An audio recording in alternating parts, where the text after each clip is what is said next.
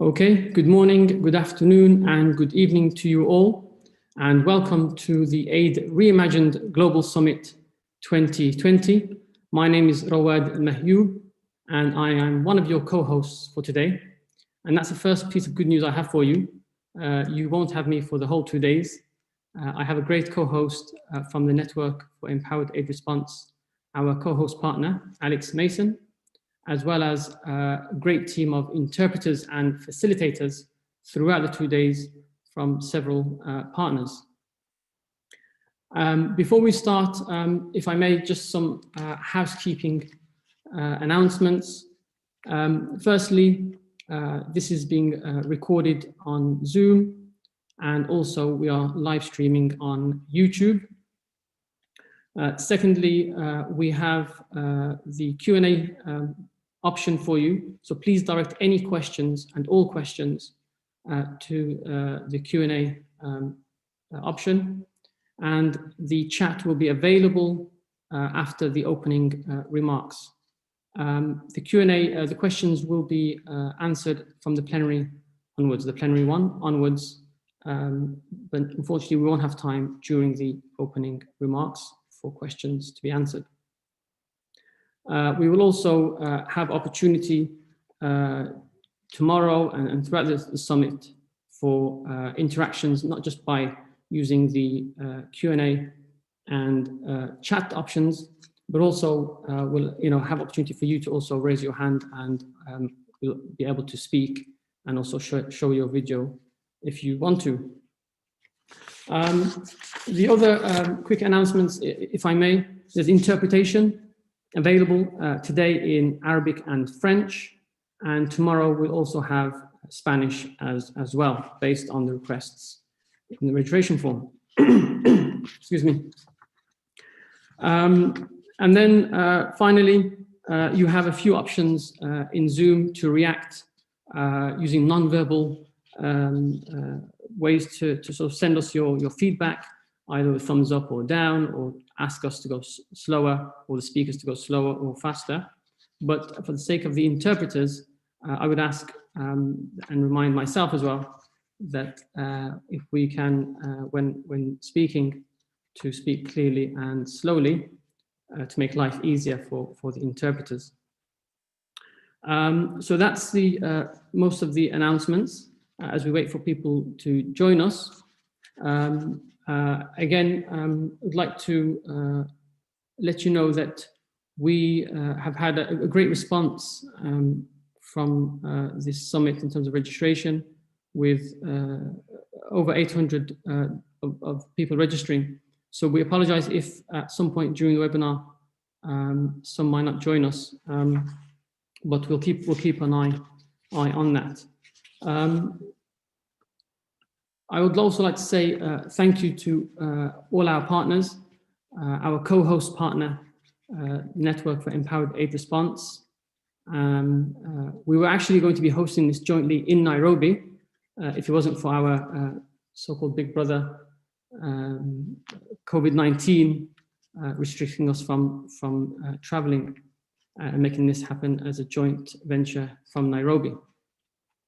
We also would like to thank our sponsors for the summit, Al Khair Foundation, and our media outlet partner, the New Humanitarian, as well as our collaborative partners who were part of the consultative committee in shaping this summit: Islamic Relief Worldwide, ALNA, and A4EP, Alliance for Empowering Partnership. So in terms of the numbers, just to share with you some statistics for this AID Reimagined Summit, we had over 883 people register from 91 countries. And of those countries, we had 69 from the so-called Global South and 22 from the North, with Nigeria being the one that's most represented, followed by, from the Global South, and UK most represented from the Global North. In terms of number of organizations, we've had 637 organizations, and of those, the majority from the Global South, of course, 383, and 254 from the north. And at this point, before I open up for the speakers, sort of challenge them, if you will, we also had a great response from you all. And so thank you for filling in that last question, asking you to share your comments, questions, and any recommendations, and expectations. And so I'll share a few from that. We were going to do a poll to ask you what you're expecting from these 2 days, but we felt that this has already been answered quite well in that question on the registration form. And so a challenge really for all our speakers for the 2 days, someone put how to make the 2 days more impactful. For example, focusing on concrete examples or issues to be addressed. So there's a challenge. And the second one is, are we actually asking the right questions? So, you know, that's, I guess, something we'll be looking to address, not just during the question answer session, but also in the breakouts tomorrow, when you'll have almost an hour just to have a discussion between all the attendees. And then another one around questioning the link between localization, the localization process, and the reimagining the aid system and the link between those. And finally, there was interest from people and partners to be engaged and be involved in these regional summits that we're planning for next year. And I'll share more of that later on today, if not tomorrow. Okay, so without further ado, conscious of time, allow me to start by welcoming our first speaker to share a few welcoming words, the chairman of World Humanitarian Action Forum, Dr. Hani Al-Banna, to say some welcoming remarks. And again, if I can remind all speakers to keep to the agreed time allocation. We have a packed agenda, and so and also for the interpreters to be able to speak slowly and clearly for them. Thank you very much. Dr. Hani Al-Banna, if you would like to share your welcoming remarks.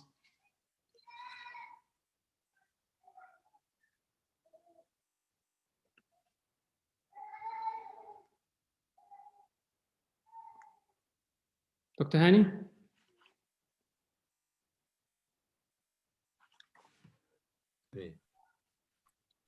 Can you hear me now?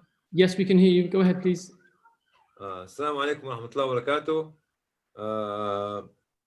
Good morning, everybody, and thank you for joining us in this very important meeting, which talk about the future state of humanitarianism. In my own view, it could be based on localism, where local coordination and representation will be the cornerstone of building this kind of partnership and the capacity exchange to enable us to tackle the decolonization of aid without actually tackling and strengthening the local civil society organization, empowering them and giving them the power to enable them to build this kind of partnership, will not be able to tackle the decolonization of aid, as well as to talk about the future of humanitarianism. My own view about the future of humanitarianism is local.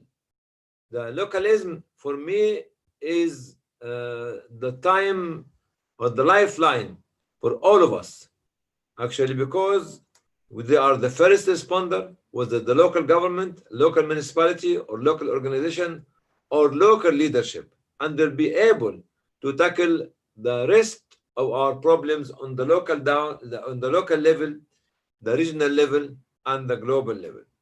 So the future state of humanitarianism is building the local and strong civil society organization. This is my point for all of you.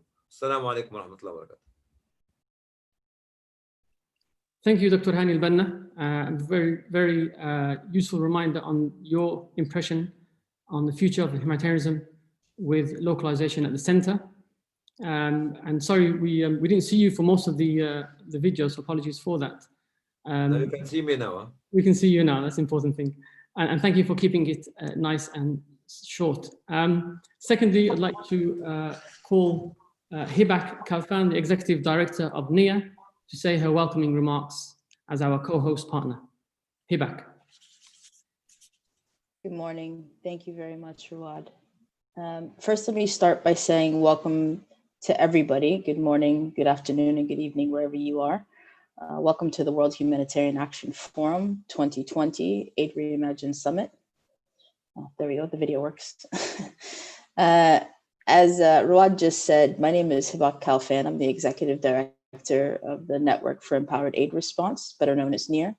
We're a collective of local and national civil society organizations based in the Global South with a mission to reinvent aid through influence and innovative solutions.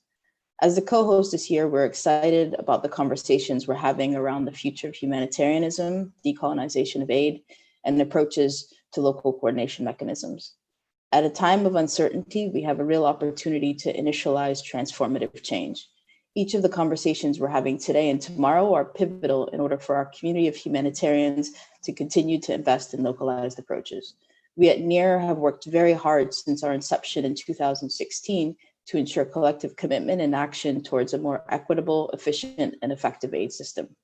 As the first Global South Grand Bargain signatory, we advocated for the international community to commit to the 25% localization marker, and since have worked alongside our members to achieve improved partnership models, innovative financing mechanisms to ensure local actors have more access to resources, and finally, the important investment in local coordination mechanisms, as Dr. Hani had said. In 2021, we are hoping to bring such exciting advancements and conversations to the Global South, along with our partners such as WHAF. I'm excited to join all of you and our esteemed panelists to continue to tackle some of these important challenges and to discuss our collective future. Thank you again, and welcome to WHAF 2020. Thank you very much, Hibak, and thank you for being our co-host partners and partners for the whole initiative for the Aid Reimagined Global Agenda. Right, if I can ask our sponsor on behalf of Al Khair Foundation, Imam Qasim Ahmed, Executive Chairman of Al Khair Foundation, to say a few words. And again, thank you to Al Khair Foundation for sponsoring this first summit. Imam Qasim, over to you. Bismillah ar-Rahman ar-Rahim. Can I have video? I cannot start from my side.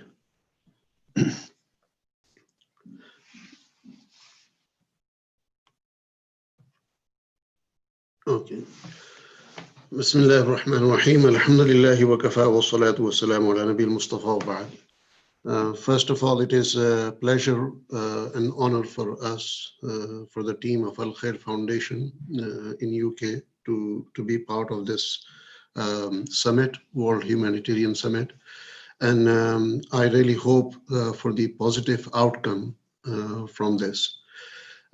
What we're looking at is basically reimagining the entire sector. And we need to reflect on the core aim and core responsibility of this sector. One of the core aim is that we put beneficiaries first before ourselves. There is no humanitarian sector cannot be without humanity. And therefore, I think in certain areas, humanitarian sector has become kind of commercial sector.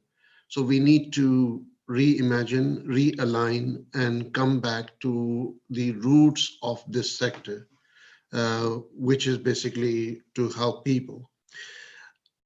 We can choose humanitarian sector as profession and as basically our way of life and our aims and objectives, our duty, responsibility as our job, but not as business. And that's what I would like to see in coming years in the world. Alhamdulillah, majority of the organizations around the world delivering fantastic work.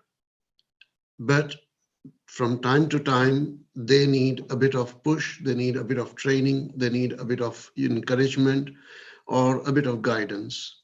Today's forum is exactly that platform for yourself and for your team. In humanitarian sector, basically, I would say that a few keywords are quite important. One, obviously, is with all of them is with R. One is receive, that as soon as we receive the donation, we need to, you can say, reapply that donation to the beneficiaries. We need to respond to any emergencies on swift and timely manner. Sometime we take, you can say, not days, but weeks just for need assessment. While that can be done in matter of, if not minutes, then at least in hours or possibly in a day or two. So we need to realign that segment of our organizations also. We need to take responsibility towards our basically aims and objectives for delivering aid to others. If we do it with the carelessness approach and so on, or I don't care attitude, then obviously we will not feel responsible enough. So responsibility also is quite key factor. We need to reconnect and re-engage with the stakeholders, with donors, with the community and with the beneficiaries, and understand what donors and beneficiaries are looking for and try to bridge that gap. We need to also, I think, respect those people who are working in this sector. In many of the countries around the world, humanitarian sector is quite respected, is, you can say, quite, you can say, ambitious field to work. But over the years, I've seen in some of the countries, especially in Western countries, this sector has become kind of a crime for many of the trustees or many of the dedicated team members to work on. So for example, the trustees, they are completely volunteers. Some are executive, like myself.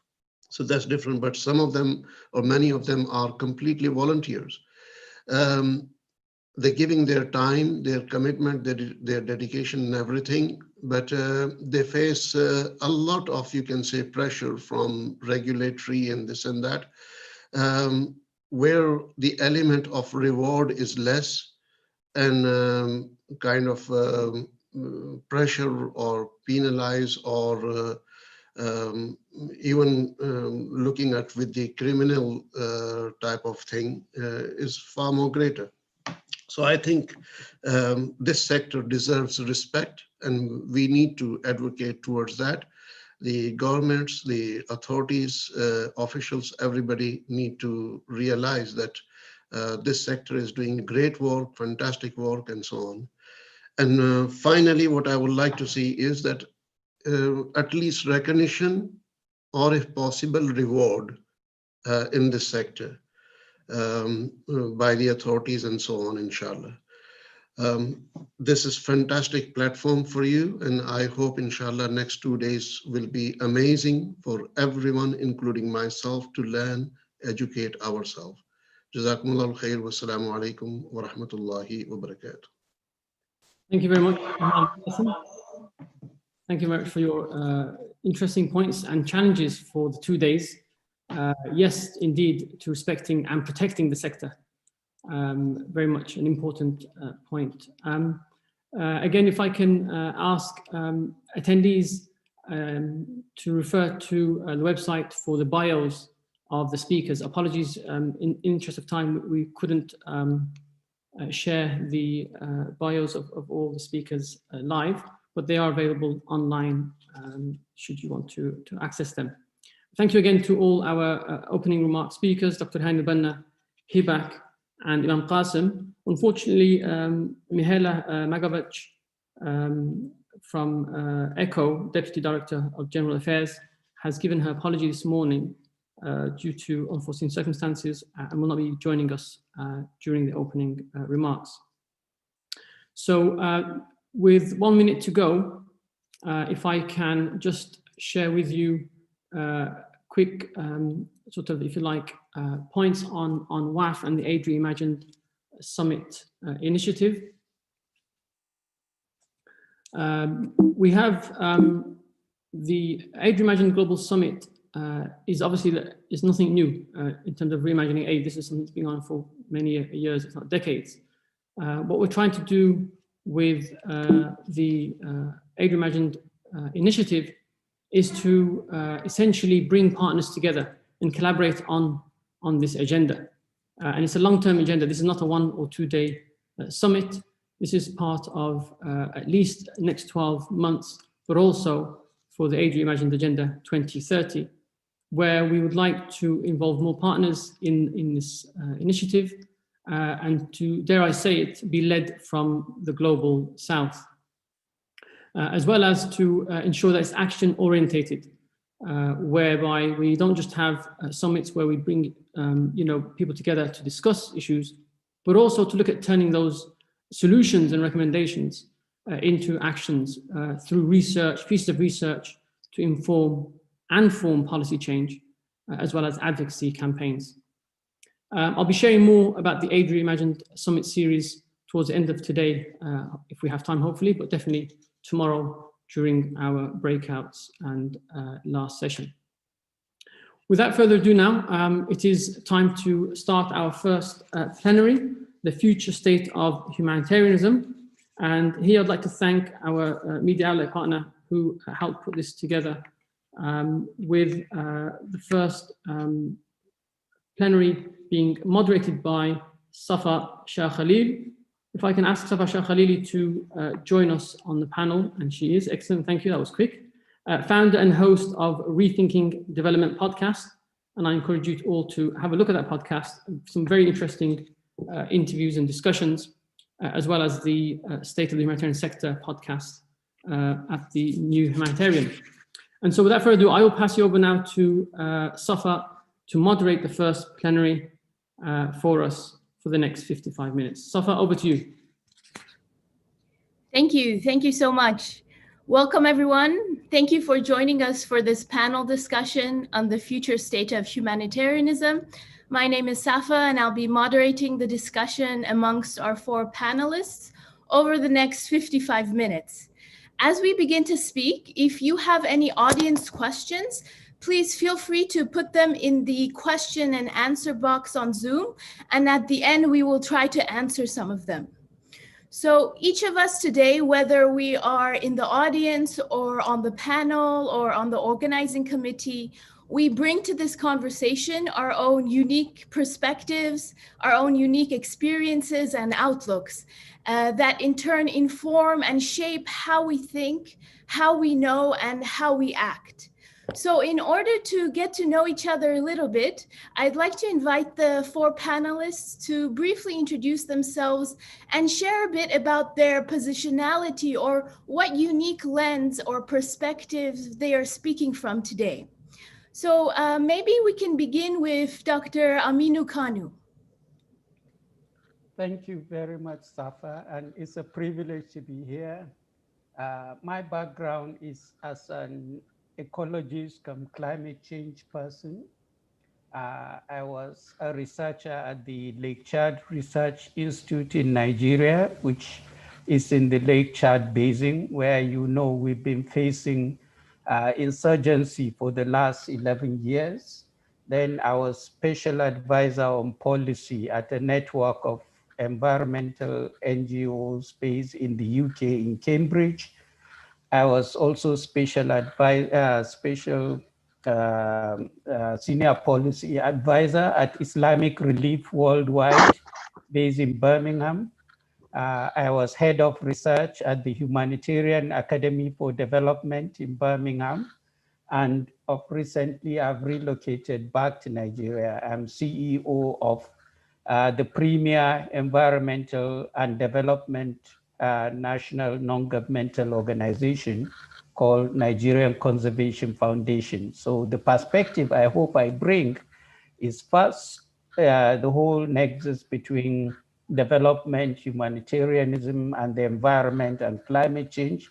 But secondly, from the vantage points I've had the privilege to be in looking at both working at global and international institutions and also working at the grass tops here in Nigeria. Thank you.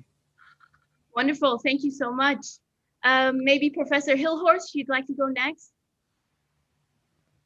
Sure. Hello, everybody. My name is Dorothea Hilhorst. I'm a professor of humanitarian studies in Erasmus University Rotterdam. And I'm also the president of the International Humanitarian Studies Association. I think that merits my place here in the panel. And so I come to this from the point of view of research and have been very active lately, thinking that as researchers, we so often criticize the sector and write all these beautiful critical commentaries on how the sector doesn't manage to localize or to decolonize. And then I think we also have to look at ourselves and how are we doing as researchers with our research collaborations. How equal are they, or are we just subcontracting these very talented persons from the countries where the crisis happened? Do we do enough to help them develop their potential as researchers?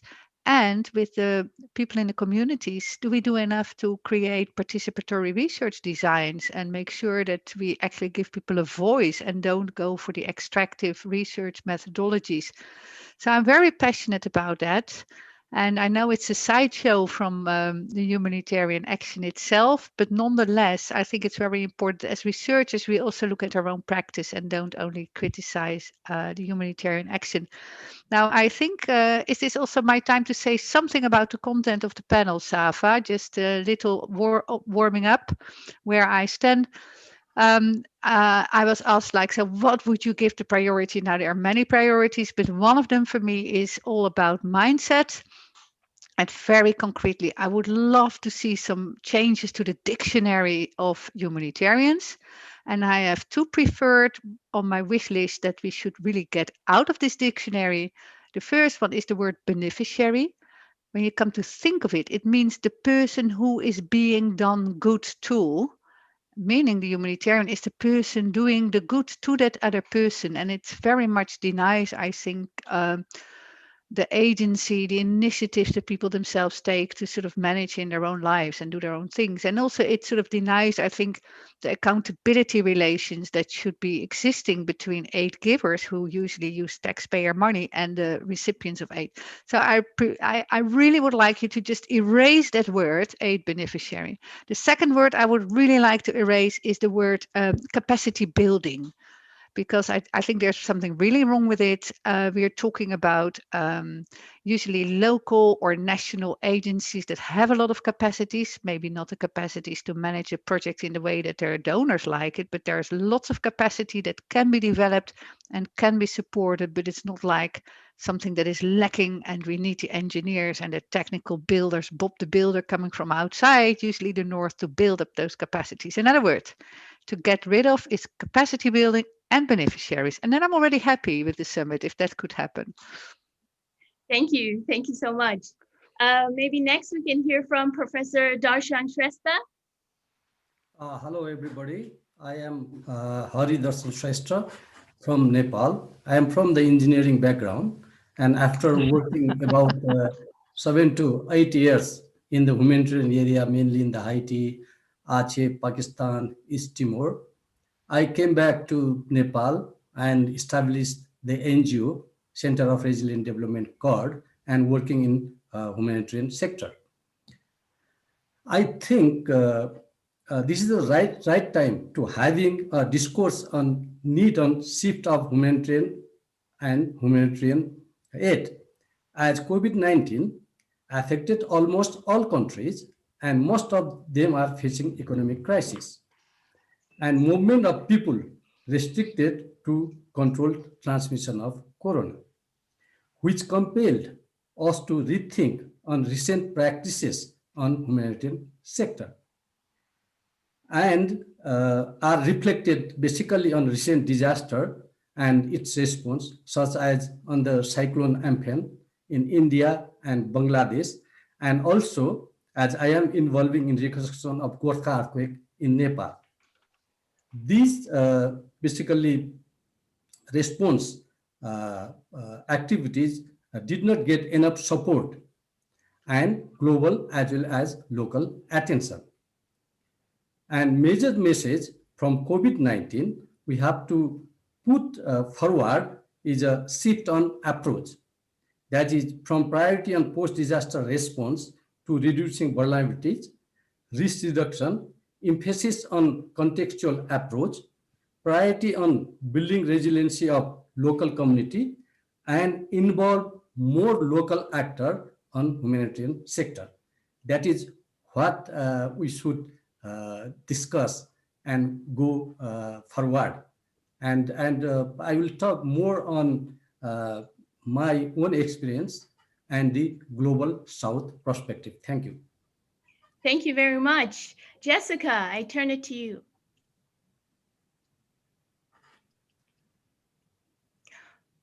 Oh, yes. Sorry, we weren't hearing you before, but now we can hear you. Is that okay? Yeah? Yes. Okay, great. I was just saying thank you. And to you, as well as the World Humanitarian Action Forum and the NEAR Network for the opportunity to speak today and share not only my perspective, but the perspective of people that I'm hearing from in the position that I sit currently. So I've spent most of my career actually as an aid professional responding to crises on the ground, but I come today as the editor of the New Humanitarians Rethinking Humanitarianism series, and it was launched this summer to commemorate the New Humanitarians 25-year anniversary, which started as Aaron News, as many of you know.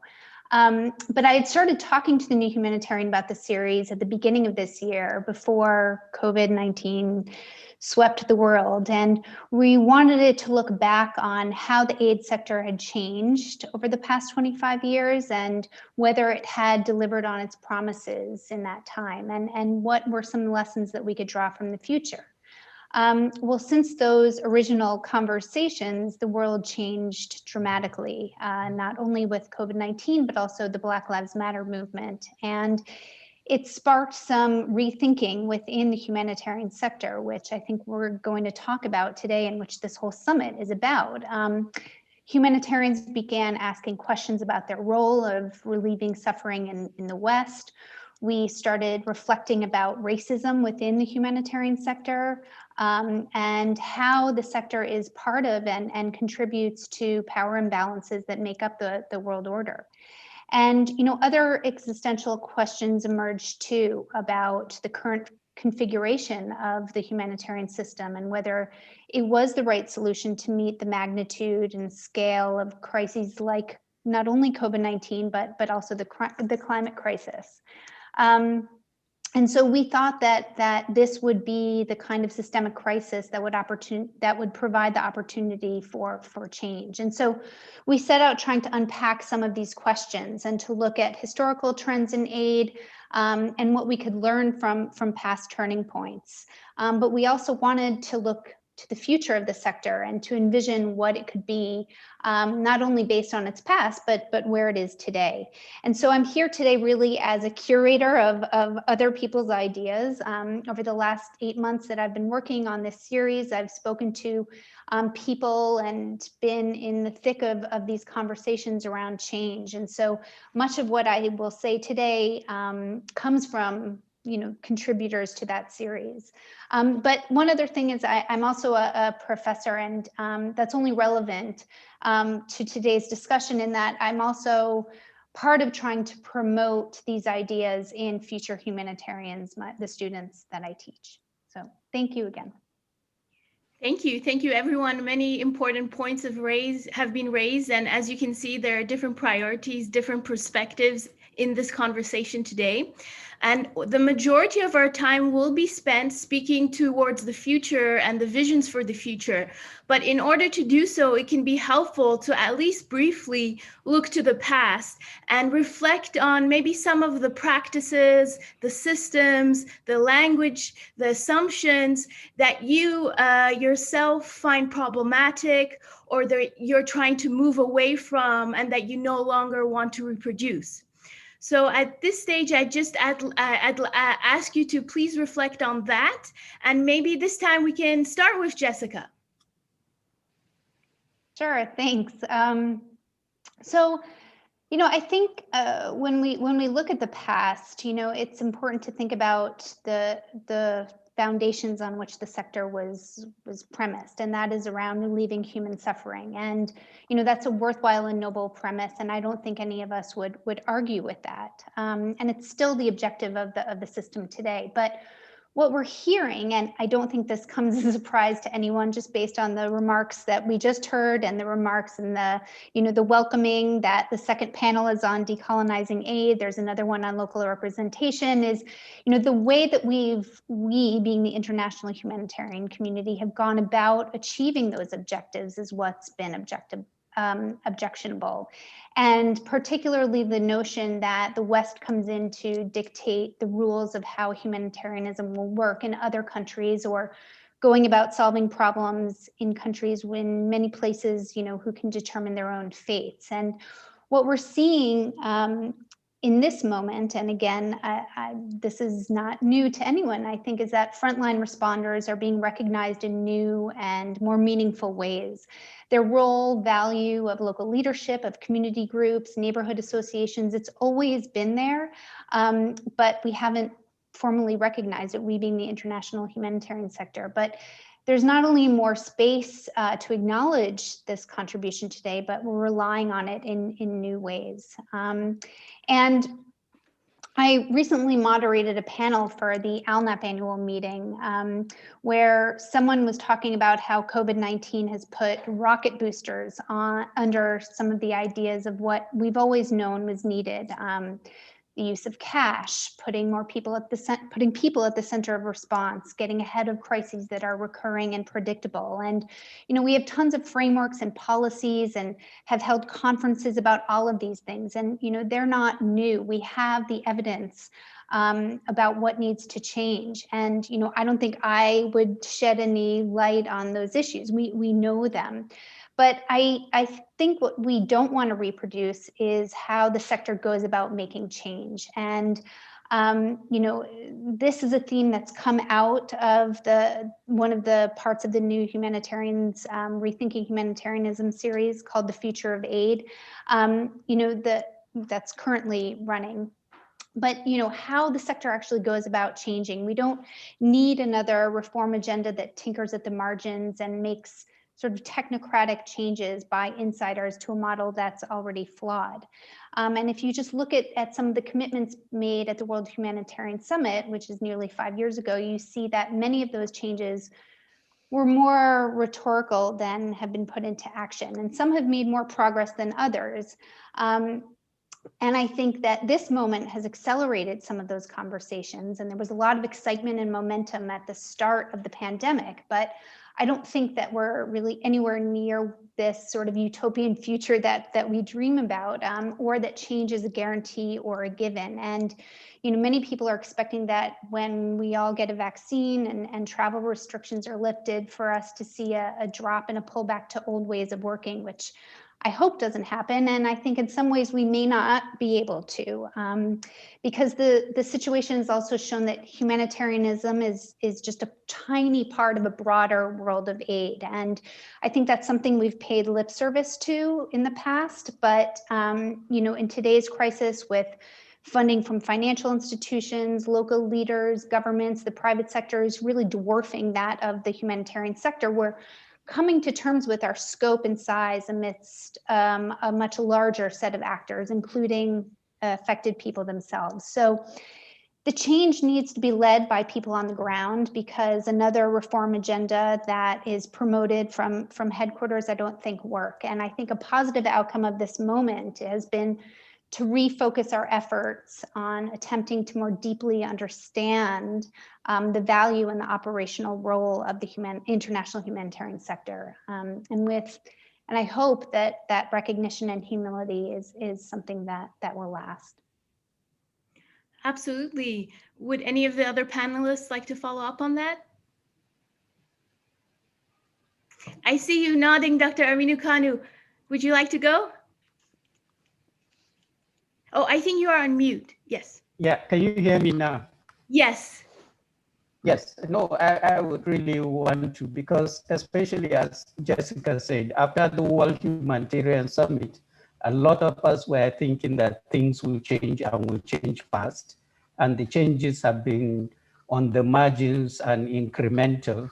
And this is really a big opportunity for things to happen much deeper and much faster.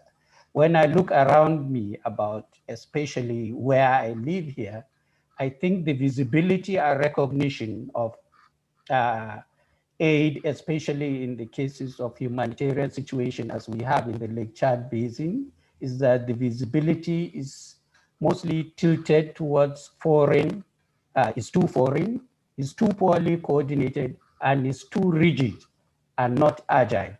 I mean, too foreign in the sense that all the emphasis seems to be on who comes in and who spends cash.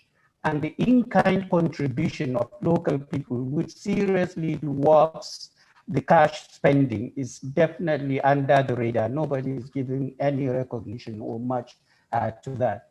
And it's a crying shame that we still have poor coordination. This issue of coordination has been recognized for ages. Things have been put and so on in place, but up to now, we are still having duplication of activities. We are having gaps in things that need to be done. We are having aid actors sort of doing things on their own will and so on. And we are also having strategies, both short-term and long-term, which are dictated and actually implemented by the so-called donors on the recipients. And so not really being local-led and local thing. And most especially on the participation and so on of local actors, we are also having international partners that are too rigid and technocratic in their approach, that still haven't set up systems that are nimble, that could engender and enable the participation of local people.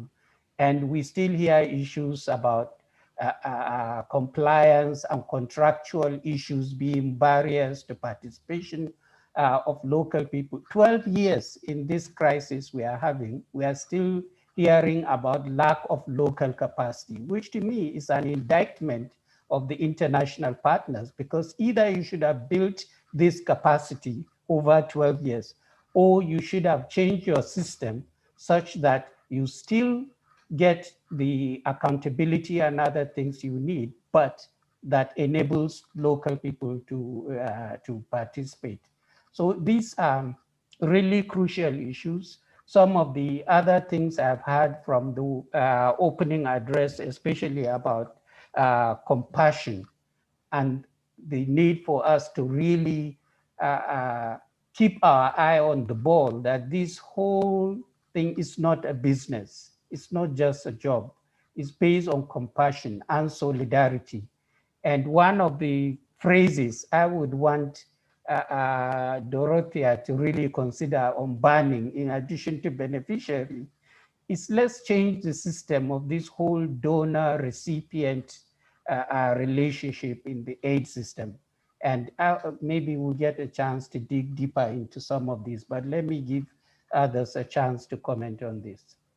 Thank you. Yes, absolutely. We'll continue to speak to those points, but Dorothea, would you like to respond to that?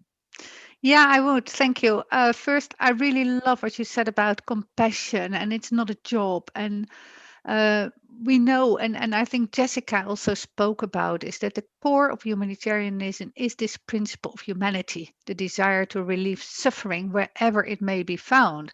And that's where things went wrong, because who is the humanity that is being served? And how come it's not really reaching wherever suffering it is found? And how come it is not really equally applied? And I know that humanitarians want to do the right thing, but so often because of all kind of factors, it works out differently. And to remember that we're there not just for the principle of humanity, but for the compassion is very important. And I might even add solidarity, because that is very much what is needed in this world. Now, in relation to this, what I wanted to say as well is that I'm very much afraid that it is super important to focus on that huge power imbalance between North-South donors, national aid providers. But I would really like to remind us all that power is everywhere. Power is also in the nations where the crisis happen. Very often it is imbued in the crisis in the first place. Why do we have war?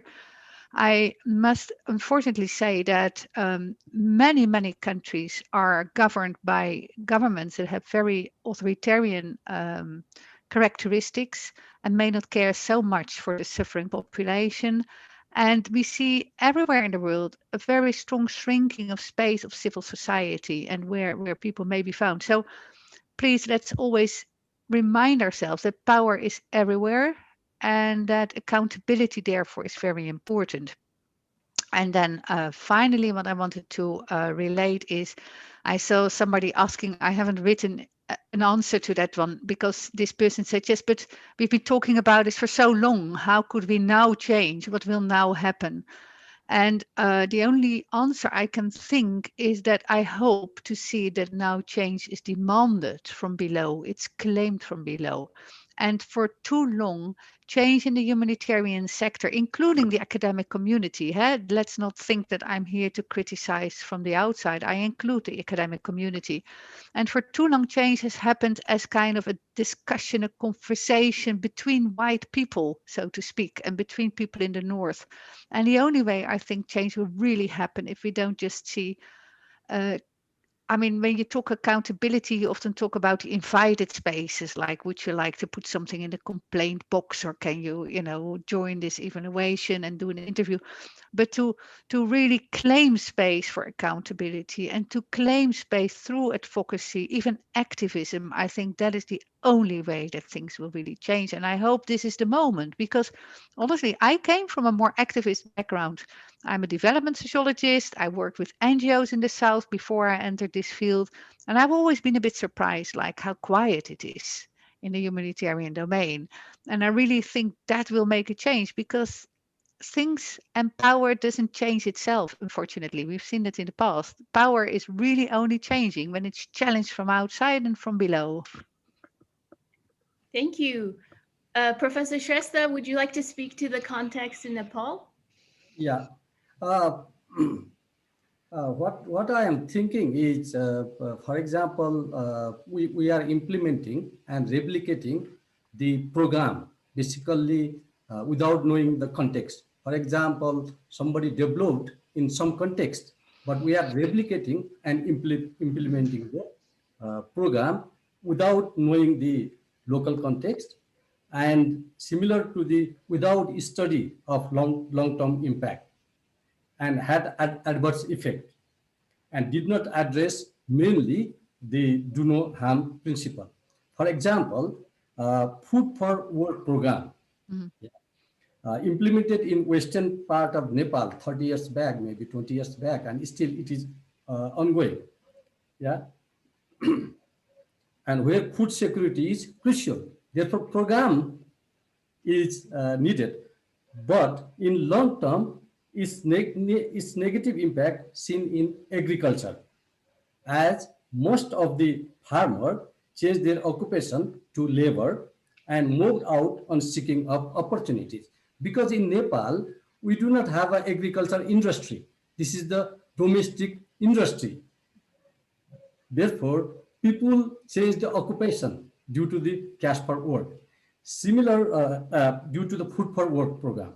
Similar to the cash for work program. For example, we do have implemented the cash for work program in Gorkha Response program. And in my opinion, which somehow discourage the rural culture of voluntarism in emergency response. Therefore, we have to think on it, and only the program which is contextual, and we have to study the long-term impact. Only then we could implement or replicate. Without study, context and long-term impact has to avoid replication of implementation or the program. Yes. Any approach. Yeah. Sorry if I interrupted you. No, it's okay. Thank you. Yes, so in thinking about the future that we want to co-create and reshape, there are different elements that we can consider, and we don't have time to speak to all of them. So I will just shape the question in this way, in terms of when you're thinking about the future that you want to contribute to, what are some of the elements that are most important to you, whether that's in terms of leadership, whether that's in terms of financial mechanisms, power dynamics, guiding tools, guiding frameworks. There are so many elements. So I'll leave it to each of you to think about which is most important to you and how you think, why you think why you think such an element is so an important priority to consider. Would Jessica like to begin? Sure. I think that a lot of new and exciting and innovative ways of working we're actually collecting now in the Future of Aid series. Some of them aren't new and they've been happening all along, but we have space to kind of amplify those voices and hear them. And those are things like community-based budgeting, where the community decides how to spend resources, and accountability is between and among community members, or fostering and scaling local innovation, refugee-led initiatives and fostering local refugee economies, and shrinking the scope of the humanitarian system. So merging international NGOs for greater efficiency, relying more on cash, breaking down distinctions between these silos that we create, not only within the sector but externally as well, with private sector actors as well. So there are a lot of really cool ideas that are being presented on that series, and I invite you to check it out, because those are what's happening today, or hopes and aspirations for tomorrow. But I think some of the things that we can also change right now are how we, being the international humanitarian sector, how we communicate about the work that we do. When we write reports, we tend to call out the big names of humanitarian organizations and just say, and local partners. Well, let's name them, let's give them credit, let's talk about what they're doing. How we make decisions. There's a lot of, I think, tokenistic representation and gathering of perspectives for the sake of doing so. And it is important to get those voices, but not if they're not included in how we make decisions or translate into action. How we go about funding. I think that there was some progress made on flexible financing at the start of the pandemic, especially to ensure that sufficient and adequate funding reaches frontline responders. Now isn't the time to kind of pull back how we do that, regardless of whether the restrictions from COVID-19 are lifted. And also how we operate. I mean, recently I had been working on a project that was based out of headquarters, and there were things that we needed to field test. And because of the pandemic, I couldn't go, but it was kind of like, yes, of course I shouldn't go. That shouldn't be the knee-jerk instinct to send someone from headquarters to do work that someone there can do, and has much more experience than me in doing. So our instinct should be to find local actors and not send someone like me. And we need to let go of a certain degree of power and control. And I think when you ask about frameworks and policies and tools, I don't think we need new ones, and nothing, we've had those, we are drowning in them. And I don't think that any new tool that's written out of headquarters, divorced from the reality on the ground, is going to change things. We oftentimes make recommendations or a framework and we roll it out and expect someone on the ground to pick it up and start doing it. And I think that that's more fantasy than reality. And any of those shouldn't be drafted in meeting rooms in Geneva, but by aid recipients, activists, local NGOs, people who will be actually implementing them and them shaping how they want aid to look and feel. Mm-hmm. I see you nodding, Professor Hilhorst. Would you like to respond? Always. I'm a professor. I always like to talk. So I just wanted to perhaps point the attention of the audience to, I don't know if you're checking the Q&A, but I really wanted to bring up what Francis Hill is writing. And he says we could start with a more equitable contractual vehicle to reflect a better balance of power. And he says they're working on adaptive contracting. And I just wanted to bring that forward because it really resonates with what I think, that if donors continue to have every project, set in stone from the beginning, this is what you have to deliver, that is what you have to do, and understand it, and log frames came from somewhere, and they would be worried, about money being used for other things, but it's killing the system at the same time.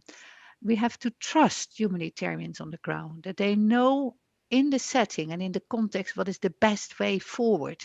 So once funding is deployed, there has to be a flexibility and adaptation in how it is exactly being done.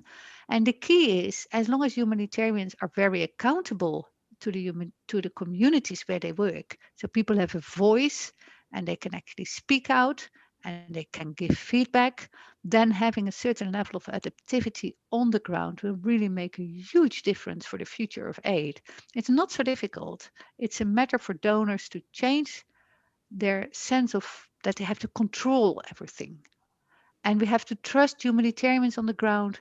We have to trust communities that are affected by crisis, that they know what is best for them, and develop the system more in the spirit of that trust, rather than control and overseeing and everything that comes with it. Of course, I know there's multiple layers to this, and we also need to be a bit careful where the money goes. But at the same time, trust should be that basis. If we believe in humanity, why wouldn't humanitarians not be part of that humanity? And affected communities, why couldn't they be part of that humanity of the people we actually believe in? Mm-hmm.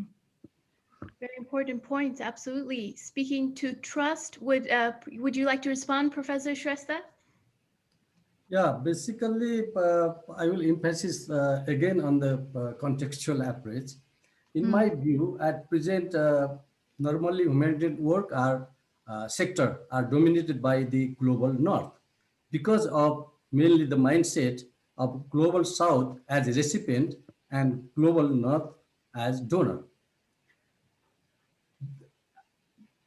And there is a need to involve global south in leadership from program design to its implementation, and also encourage the south-south cooperation.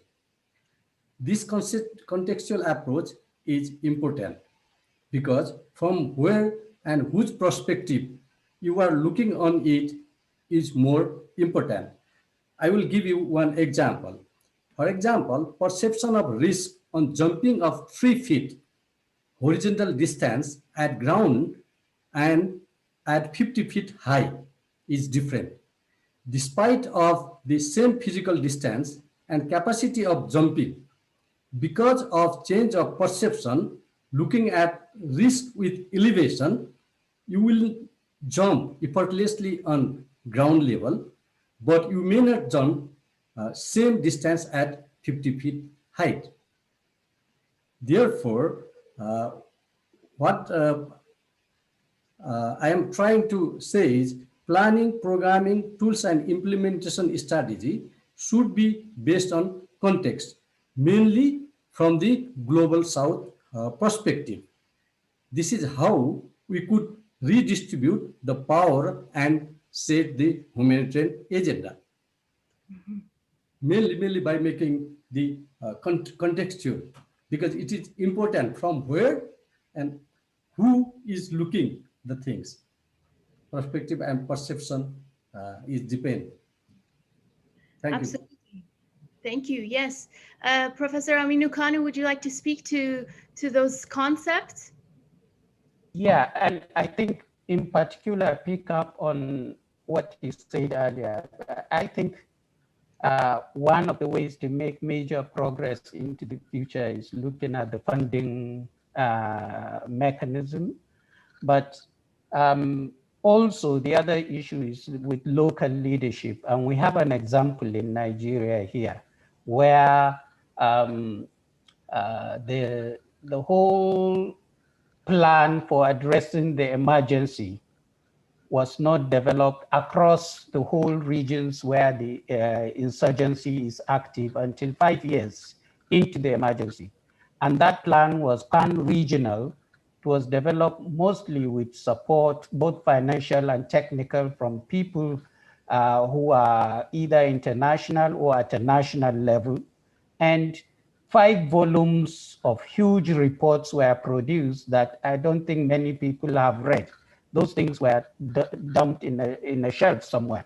But of recent, one of the governors, one of the local government leaders here in Borno State has catalyzed a bottom-up process of developing a plan to address the insurgency and development of his particular area of jurisdiction for the next 25 years. Now that is organic, that is autonomous, that's something that developed from the grassroots, and that is something that is creating a buzz here among all and is providing a template for better coordination, better working together, and addressing some of the challenges that we currently have. Now, the second issue, as I said, is on the funding mechanism. One of my dreams would be to completely eliminate this donor-recipient relationship in the aid sector. As long as northern countries at their whims and caprices devote a portion of their budgets, whatever level it is, and devote it in whichever way they want, set up conditionalities, and channel it through international organizations that they choose, then there is always going to be a string somewhere. There is always going to be a power dynamic here because they are looking at their own national interests. As they say, there is no permanent friend in politics, just permanent interest. So why can't the aid sector look towards diminishing the amount of financial resources that flow from that kind of donor-recipient relationship and establish a global mechanism based on good practice, because there are lots of examples of global facilities for funding things, which could be populated in other ways than donor recipient. I mean, there are innovative financing mechanisms being looked at under the aid effectiveness agenda. It could be a little tax on foreign exchange transactions. It could be a small levy for the high polluting fossil fuel industry, which causes climate change that leads to some of the humanitarian situations. It could be a tax on the profit of those who manufacture small arms, because again, small arms are used for the conflicts that bring about emergencies and so on, or such similar mechanisms, so that they are devoid of this donor recipient thing, and so that they are less amenable to political influence and so on.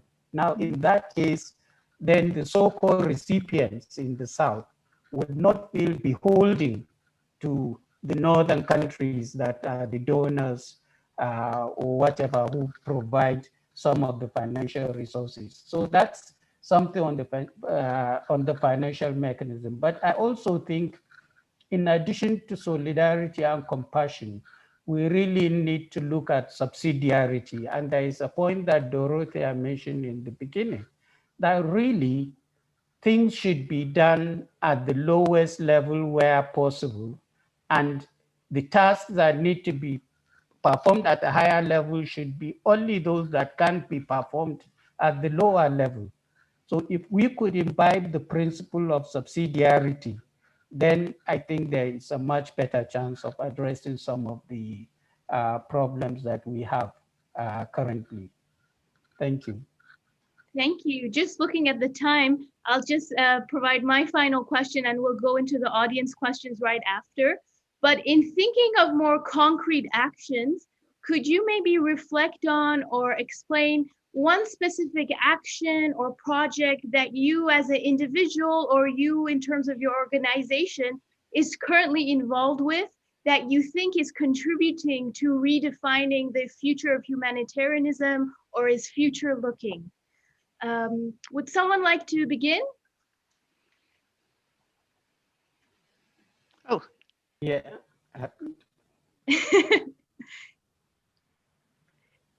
Yeah, can I go? Sure. Okay.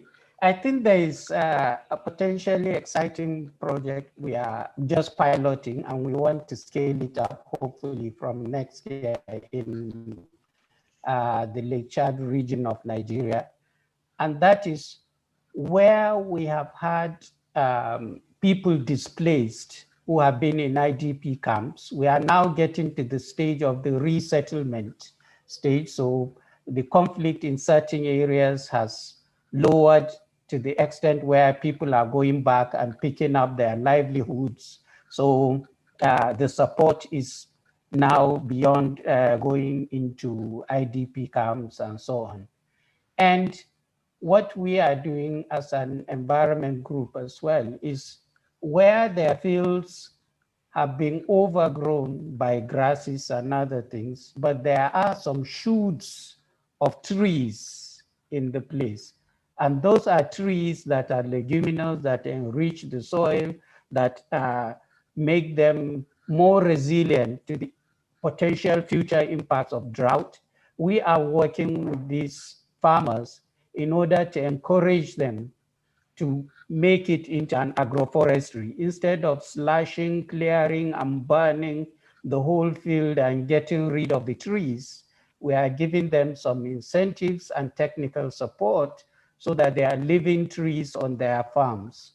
And the hope is in the very near future, that would be an agroforestry system. So they are going back not to the old slash and burn bare soil, which used to be eroded, causing more desertification and so on.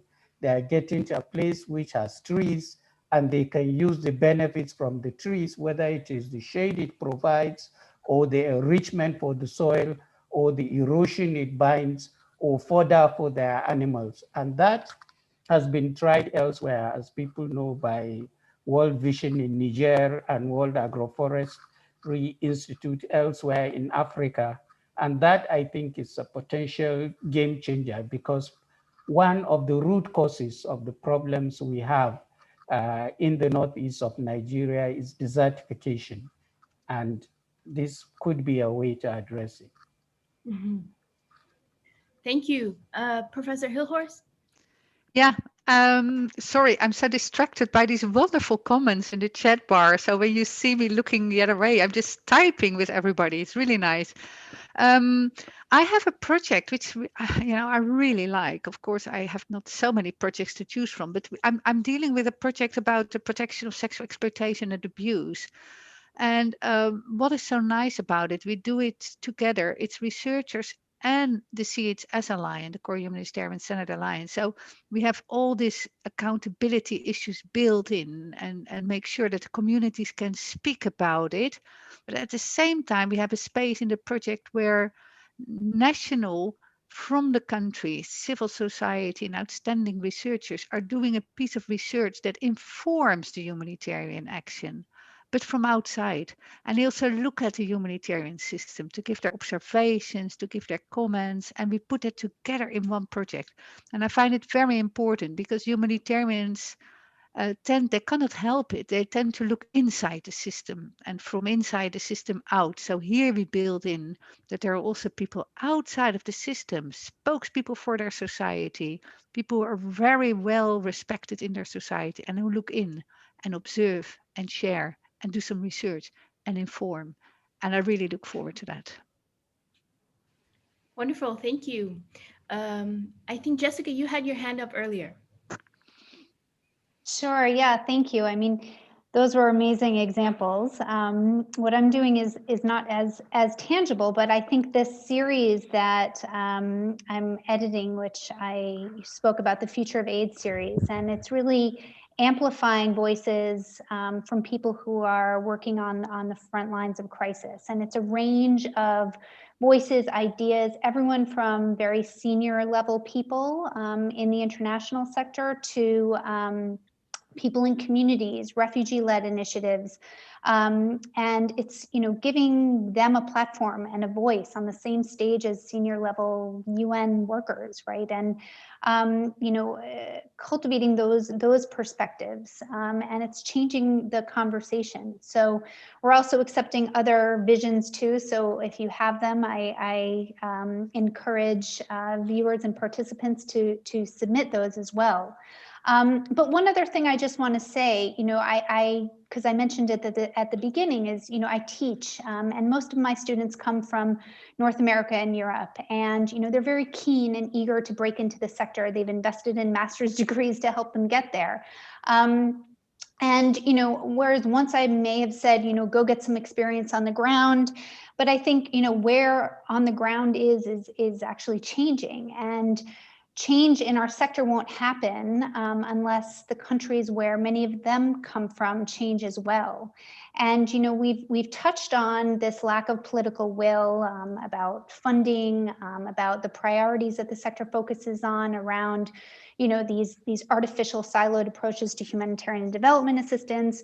And I think we need advocates and change makers from within those countries. And at least in my home country, the US, there's no shortage of issues to respond to. And we talked about this in the New Humanitarians webinar, when the West falls into crisis. And so it's focusing on our energies on how to help when the West is failing is also an important message that I try to bring to my students.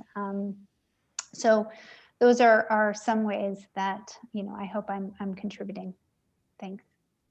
Thank you. Professor Shrestha, would you like to speak to some of the work you're involved in? Yeah, basically there is one of the concern on the Q&A. Also, what I see is basically the issue of sustainability of local NGOs, because the local NGOs in global South are program based, yeah, and they are non-profit organization. Therefore, sustainability is the big issue. And there we had one program with the support of Bill and Melinda Gates.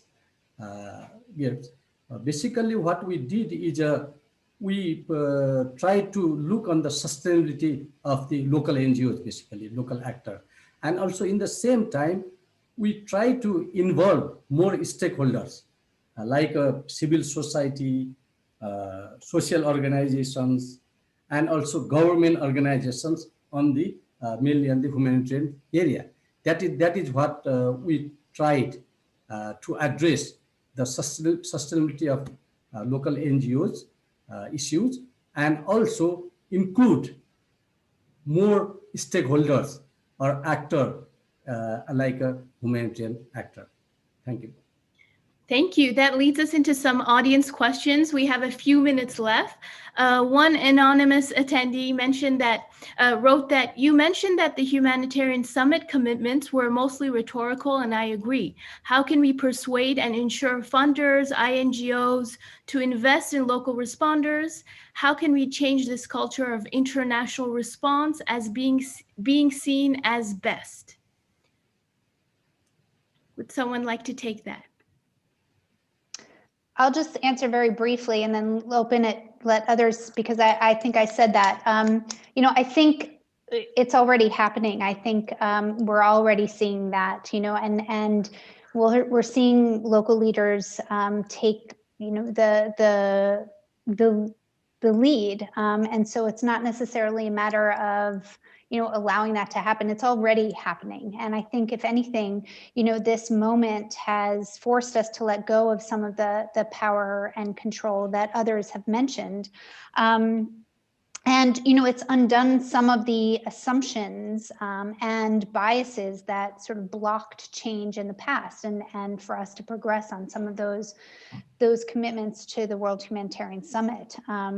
Assumptions around, putting funding in the hands of local actors, that it would lead to fraud and corruption. What would we do if, we use more cash? Would people spend it in the ways that we wanted to?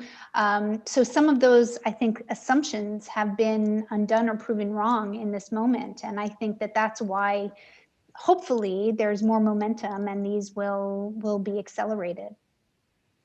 Thank you. And just in the interest of fitting in more questions, I'll go to another one. So Andre Gomez de la Torre asks, how optimistic are you at this time, as these are old calls / conversations, that significant change is possible in our sector? Why now? Why not before? I saw that question. I found it a very, very good question. And when I saw it, I responded that I really think it's now the wind of change that is blowing from the affected communities and the countries where humanitarian crises happen. And I think that is the only way that it can change, by pushing and pressing from below, claiming, activating, advocating for change from below, because the system itself will never change itself. Mm-hmm. Thank you. And Safa, if I may add to that. Yes, please. Okay, just quickly, I think really COVID-19 and the response has really accelerated that forward, at least from what we can see here in Nigeria, where really the response, as this is a global issue, the response has mostly been national and local. And we've seen that structures that are nimble and more agile could be in place. We can still do good aid response without log frames, without all of these other things, and not cause the accountability problems that are expected.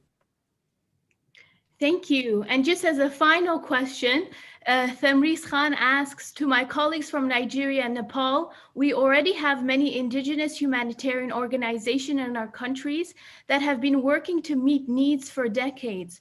Why do we insist on including donor-funded projects into the mix, which, as you say, changes the direction of these organizations that they have worked so hard to build? And just keeping in mind, maybe you can keep your answers to a minute or so. Thank you. Would you like to take that on, Professor Shrestha?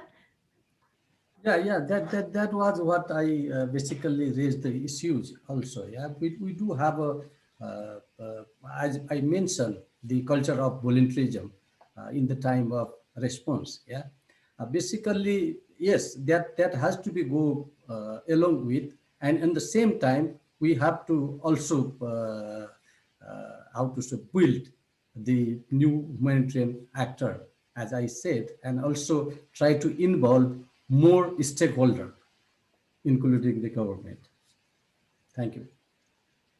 I think my quick response is that although we are very critical of foreign and outside actors, I think we must realize that there is a role for them as well, that they do. It's just how they do it, when they do it, and under what condition that is under discussion, not whether, it's not a binary thing, it's not either or, but there is a role for international actors, either in some cases technical, in some cases even the injection of the amount of financial resources that are needed.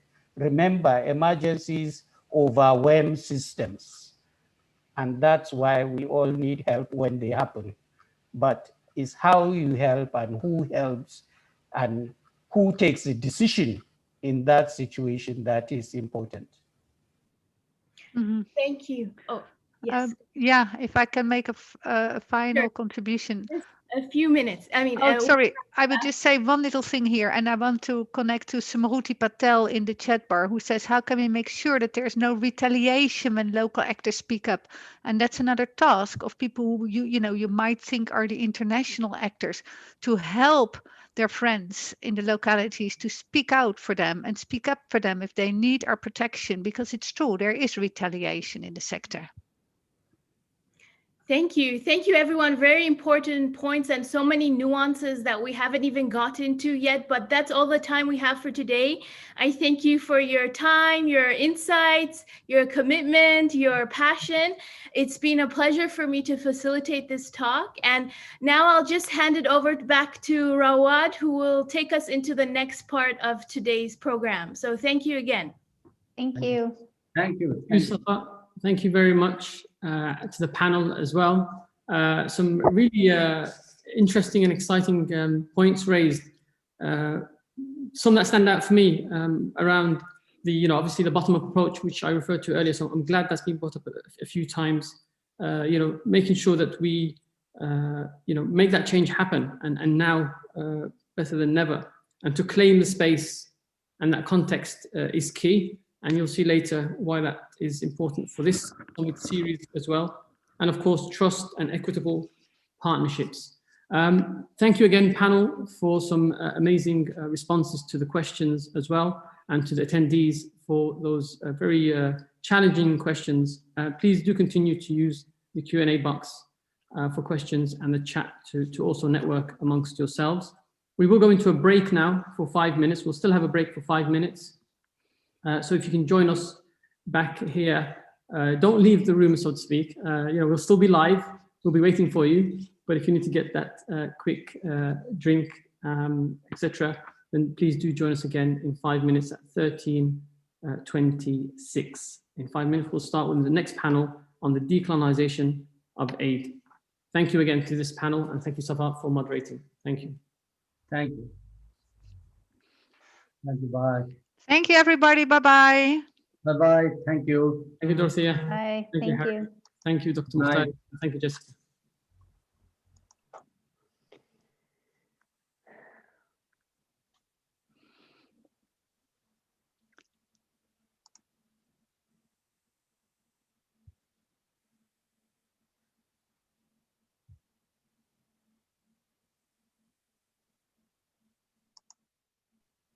While you have your 5 minutes break, for those of you who don't need a break, I'll just put up a couple of slides for you. Oh, there we go. Alex is very quick on the mark. Thank you, Alex.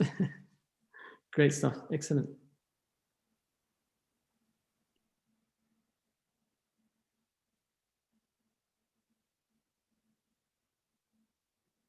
Again, just say those who are online with us, please feel free to refer to the website for the program, the speakers' bios, as well as the concept note, where I think you'll find some of those points raised in that concept in informing us and sharing some ideas as to how we might go about this Aid Reimagined agenda. And we're on YouTube as well, so online. So feel free to also send us some questions or emails. If you can, we'll try and look at some of those for those who couldn't join us in the webinar.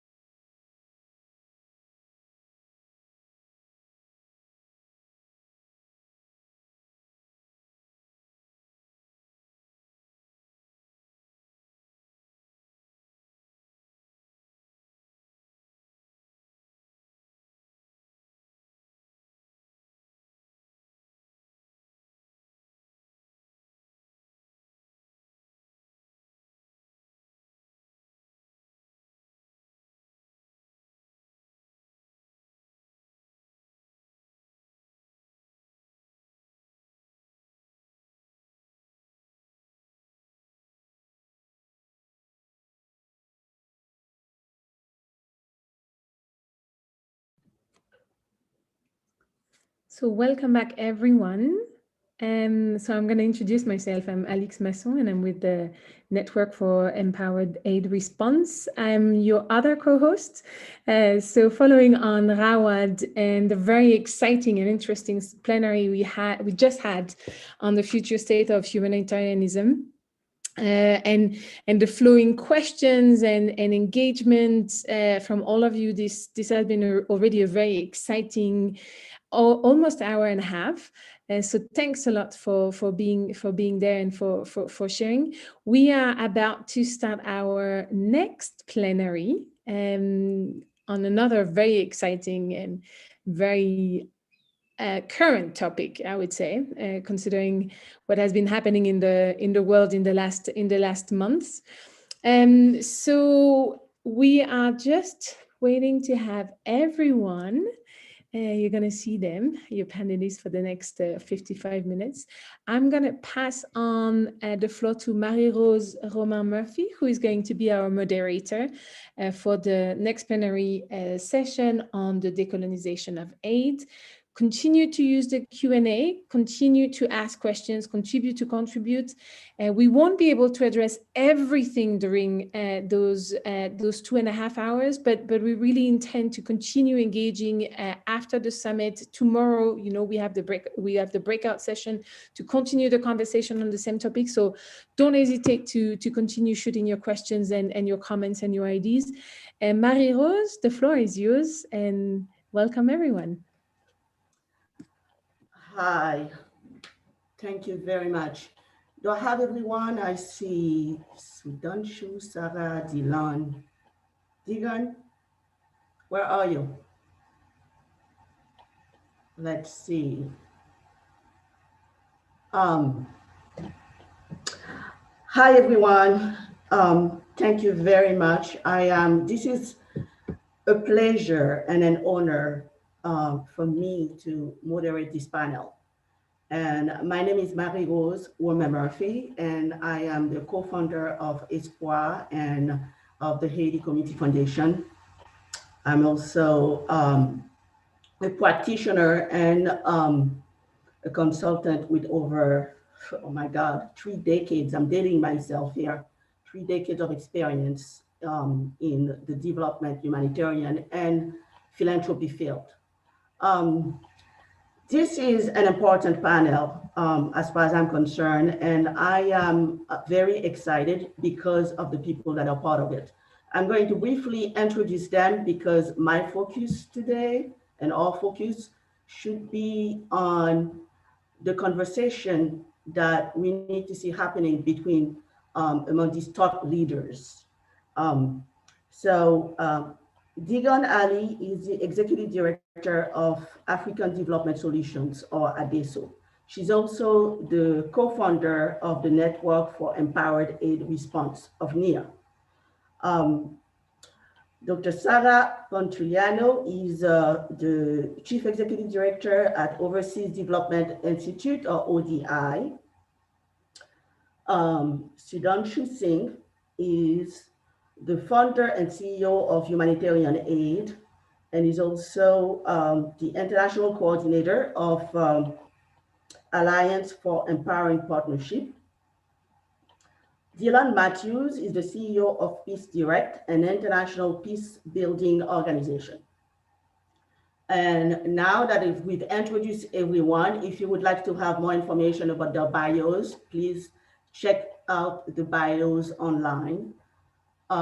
Because at this point, I really want to sort of like go straight into questions, and I'm encouraging everyone to just basically engage in the conversation. If you have questions, please put them in the question and answers.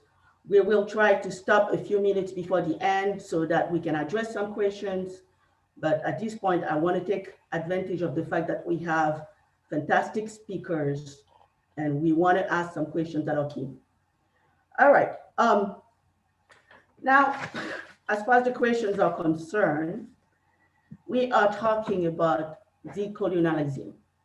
And this is something that a lot of people have been talking about.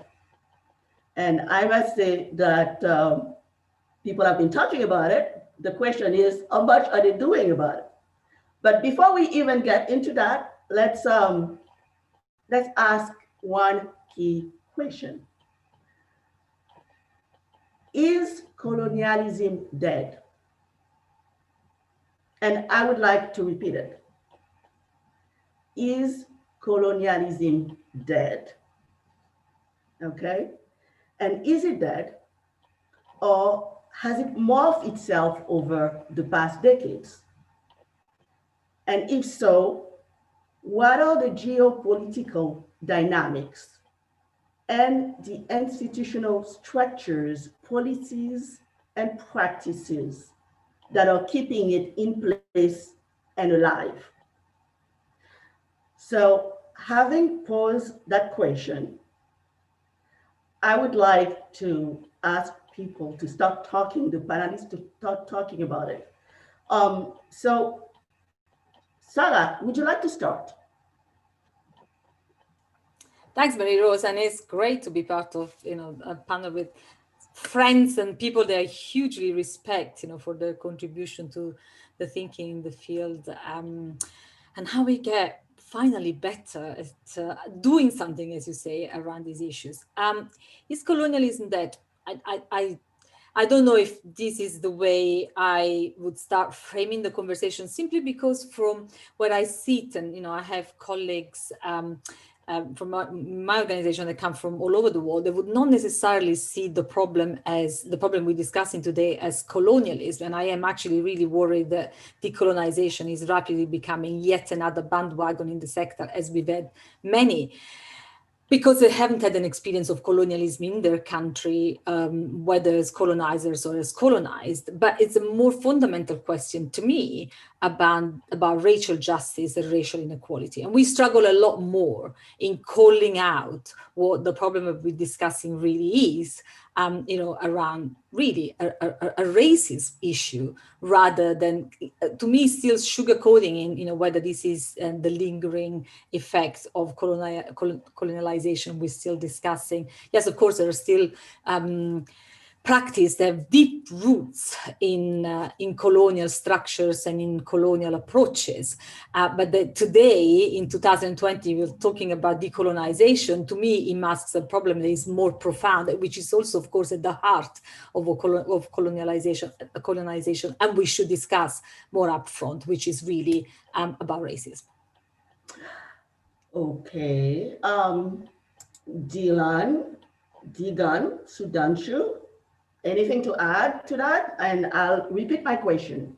I mean, first of all, thank you, Sarah, but is colonialism dead? Because if there is so much talk about decolonization, then one has to wonder, is it dead? And if it isn't, what are the structures? What are the policies? What are the institutions? What are the geopolitical dynamics that are keeping it alive? And it is a question of facing the issues and the roots of the issues. So I guess for me, it's still relevant. So Dylan, I see you noting. So why don't you go ahead and jump? Thank you, Mary Rose. I would argue quite strongly that neo-colonial thinking is still embedded in the system. And in that respect, colonialism is here. It's just in a different guise.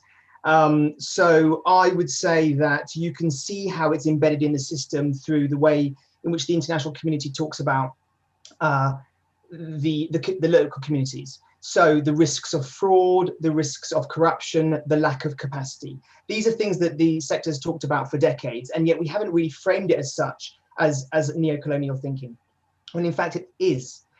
Even in my own organization, Peace Direct, we were set up to support local efforts, not to have country offices, not to have expat staff. And we weren't brave enough up until very, very recently, inspired by people like Dagan Ali, to actually talk about it and name it as neo-colonialism. So I think that it does exist. It has morphed, and it is more subtle. And I think its subtlety is part of the problem, because people don't want to name it as colonialism because it has such strong connotations of conquest and subjugation.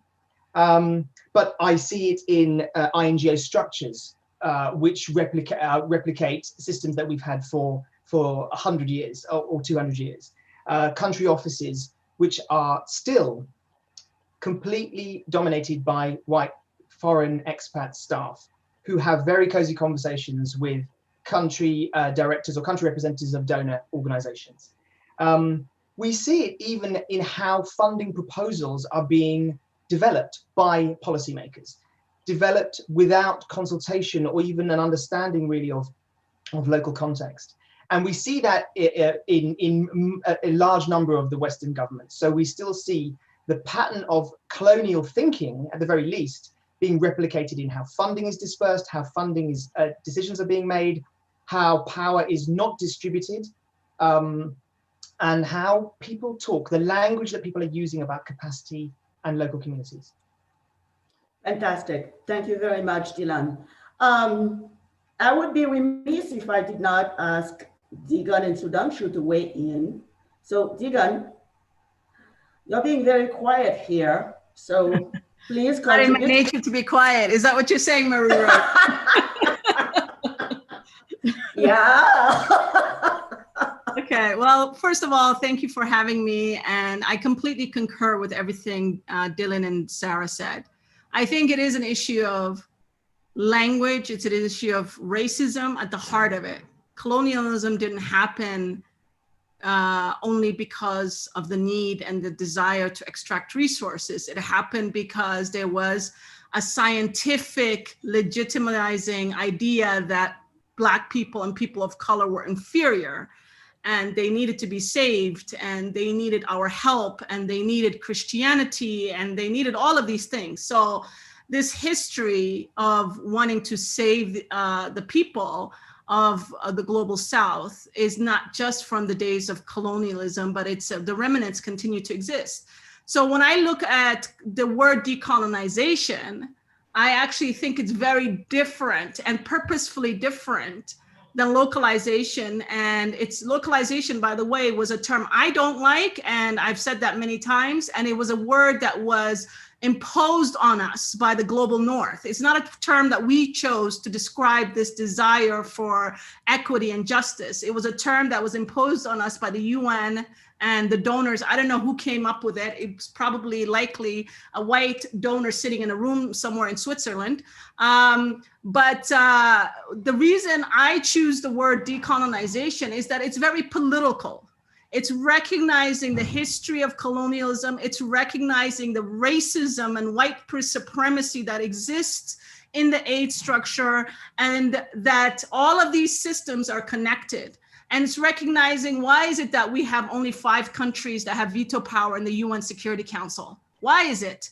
Why is it that the donors still continue, after making commitments, not passing more money to local actors? It's because, you know, aid is political, and the INGOs, the global North, if you are a Swedish government, it's very difficult for you to stop giving resources to your Swedish civil society. It's part of your soft power. It's part of you, your branding. It's part of you saying, I'm there, I'm present in that country. It's part of you giving jobs to your people from Sweden, your aid professionals. It's all part of that whole little system that has been created for their own benefit.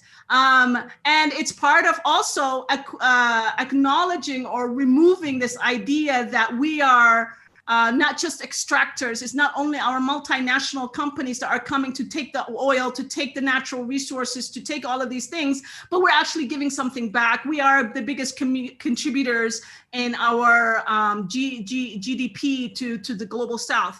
It's trying to basically whitewash a term that's also in itself racist, because we know the connotations it has. It's trying to whitewash their extractive neo-colonial policies that exist still in financial terms, in trade policies, and all of these other things that are purposely designed to keep us subjugated as the global South. So this is not just by happenstance, this is by design. And that's why, for me, the term decolonization, yes, we're sovereign, we're independent, we have Black people as presidents of Kenya or Somalia. We don't have these, we're not still under the yoke yoke of British colonialism, but we also have to recognize that we have that history of colonialism still impacting us in terms of debt, in terms of trade, in terms of financial autonomy, all of these things. So we can't just say that aid operates in isolation of the geopoliticals, the politics of everything. It's part and parcel of that. Okay, I think this is a lot of very good responses from our panelists. And Sudhanshu.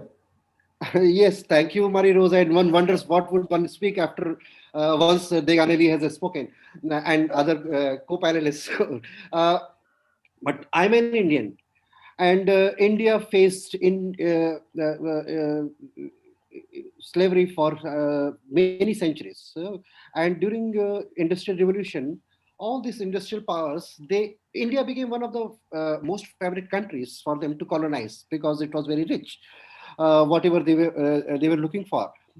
And after the centuries of struggle, we got independence in 1947. But I think, see, India is also a religious and a spiritual country, and we believe in rebirth. And I think this colonization has also taken rebirth. And once again, India has become one of the most favorite destinations for the new colonial powers, and that's aid agencies, international NGOs. And that's why local organizations, local actors like us feel highly threatened and marginalized once again within our own context. And this morning, this colonization, decolonization has become a hot topic again for the past few months. And this morning I was just reflecting that what could be the definition of colonization. And one definition I came across is colonialism is a practice of dominion which involves the subjugation of one people to another. And here we can change people to institutions or organizations. Another definition says, in modern sense, colonialism is a general description of the state of subjection, political, economic, and intellectual. Colonialism deprives a society of its freedom, and above all, it leaves its people intellectually and morally disoriented.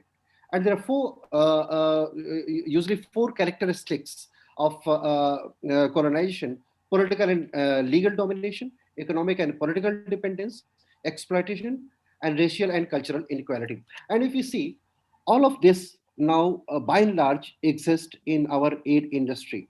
And while agreeing by and large with what Degan Ali said, what I feel that today's racial discrimination, racism has moved beyond the color of skin. Now we have, I don't know if you have read the novel of a book of William Dalrymple, The White Mughals. And now today's aid industry has created new set of white Mughals. And these are the people of our own nationality within our own countries. See, when East India Company ruled over us, they didn't rule because they outnumbered Indians. They could rule over us because they hired Indians to rule over Indians. And the same is happening now. And now this is used as a very smart logic that now see, we have only Indians in our country office. So it's a very Indianized office. But there are two elements to that: hardware and software. Hardware may be funding, no?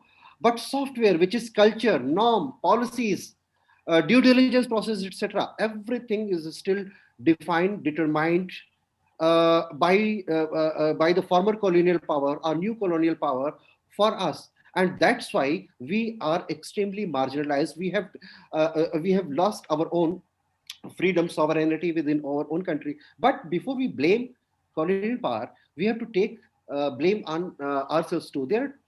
In this equation of colonization, there are two parties. If one considers itself superior than the other, then after some time we also started considering ourselves inferior to this power. No, if someone is looking down upon us, we also start looking up to someone else. And today's problem by and large is that we have forgotten our own potential. We always try to be reactive, and that's why we happily buy the words like shifting the power, capacity building, etc. I don't believe in shifting the power, because I think power was always with us. Those who have encroached upon our power, they should just vacate our space, our legitimate power. That's it. I stop now. Well, I think we have a lot to think about and talk about, but in the interest of time, and this is a fascinating discussion, I would like to ask another question. There's much talk about the decolonization of aid, and right now it's like, is it a movement? And if it is a movement, is there coalition building around it? And if there isn't, should there be? Because, and the reason why I ask is that it's being bandied around, and a lot of people are saying it, and it just sounds, you know, again, it sounds so trendy. Now it's become, yes, anti-racism, decolonization, and everything else.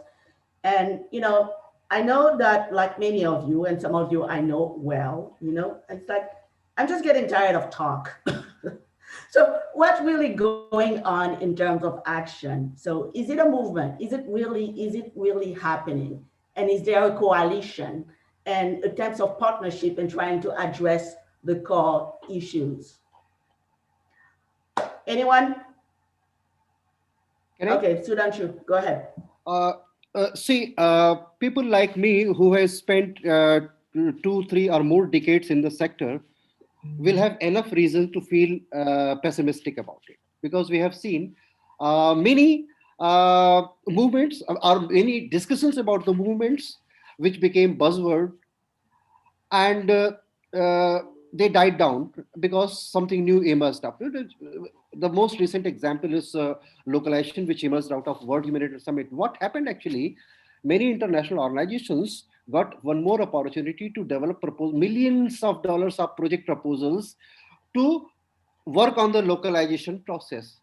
They milked more money, the money which could have easily gone to local organizations, but they got one more excuse to build project proposal and get more money to spend on something for which you don't need actually more money, but right intentions, something. So the same is now we have, something is needed to keep us occupied in webinars and discussions, etc. So this is one more buzzword which will go on for some time, and then we'll find something new. But I think it is up to us whether we allow everyone to go without accountability and answerability, or we don't let them go until all those who are responsible for this scenario demonstrate that they have delivered on something which they committed before they move on to the new topic. Over. Sarah, can I come in? Because I completely agree with Sudhanshu, and it refers to what I was saying before. It is my very deep fear that we're gonna use this as yet another fad in the industry, which is very closely aligned to the localization one, actually. And like Dagan, I've been really allergic to the word localization from the start, simply because, again, if you think about it, this is a transitive word that gives the power to someone else to localize an action that is inherently and first and foremost local, because it is, the local respondents that are at the front of humanitarian action. But yet it really, to me, symbolizes and has at the heart, the problem of the international humanitarian system today, where a lot of the power, is vested in those who feel they can, sort of bestow the ability to work on local organizations. And to me, decolonization is a version of that. And it's interesting that I see a lot of parallels between, those of us who have discussed, both local action and, to me, racial justice, really with an intent to change, the culture and the ways we do things in the sector, and the more technocratic discussions that I already see emerging around decolonization. And the sector is fantastic at creating technocratic processes around, these buzzwords, and sort of making sure that everything becomes about the word of the moment and nothing actually changes. And I have become convinced over the past, sort of decade or so, that actually power is, nobody cedes power voluntarily, very rarely. Power needs to be grabbed. And I think what is going to change things is the extent to which local organizations, sort of African, Asian, Black dominated organizations really will progressively grab the powers, and who are going to be the allies, which is why to me the racial discourse is so fundamental. Also because it's going to be harder to hide, if we're calling a spade a spade. If we, as Diane was saying, if we just use decolonization to neutralize some of the language, it's going to be harder to confront what is really, this fundamental question of power, and a power that is expressed along racial lines. Okay. Dylan, did you want to add to this? Yeah, thank you. I hope that Sarah is wrong, that we don't end up with decolonization being the buzzword, and that it becomes just like localization. It's too important a move. It's too important a shift for us to see such an important conversation become the next buzzword. But I accept that there are real risks in that happening. I think one of the real challenges that we face right now is that much of the conversation is taking place within the humanitarian sector and certain parts of the humanitarian sector, and a relatively small number of people are having that conversation. It isn't a broad conversation happening and being supported by the humanitarian sector for communities, for example. There may well be isolated examples of very passionate, very articulate organizations, local organizations, who are going to claim that power, as Sarah said.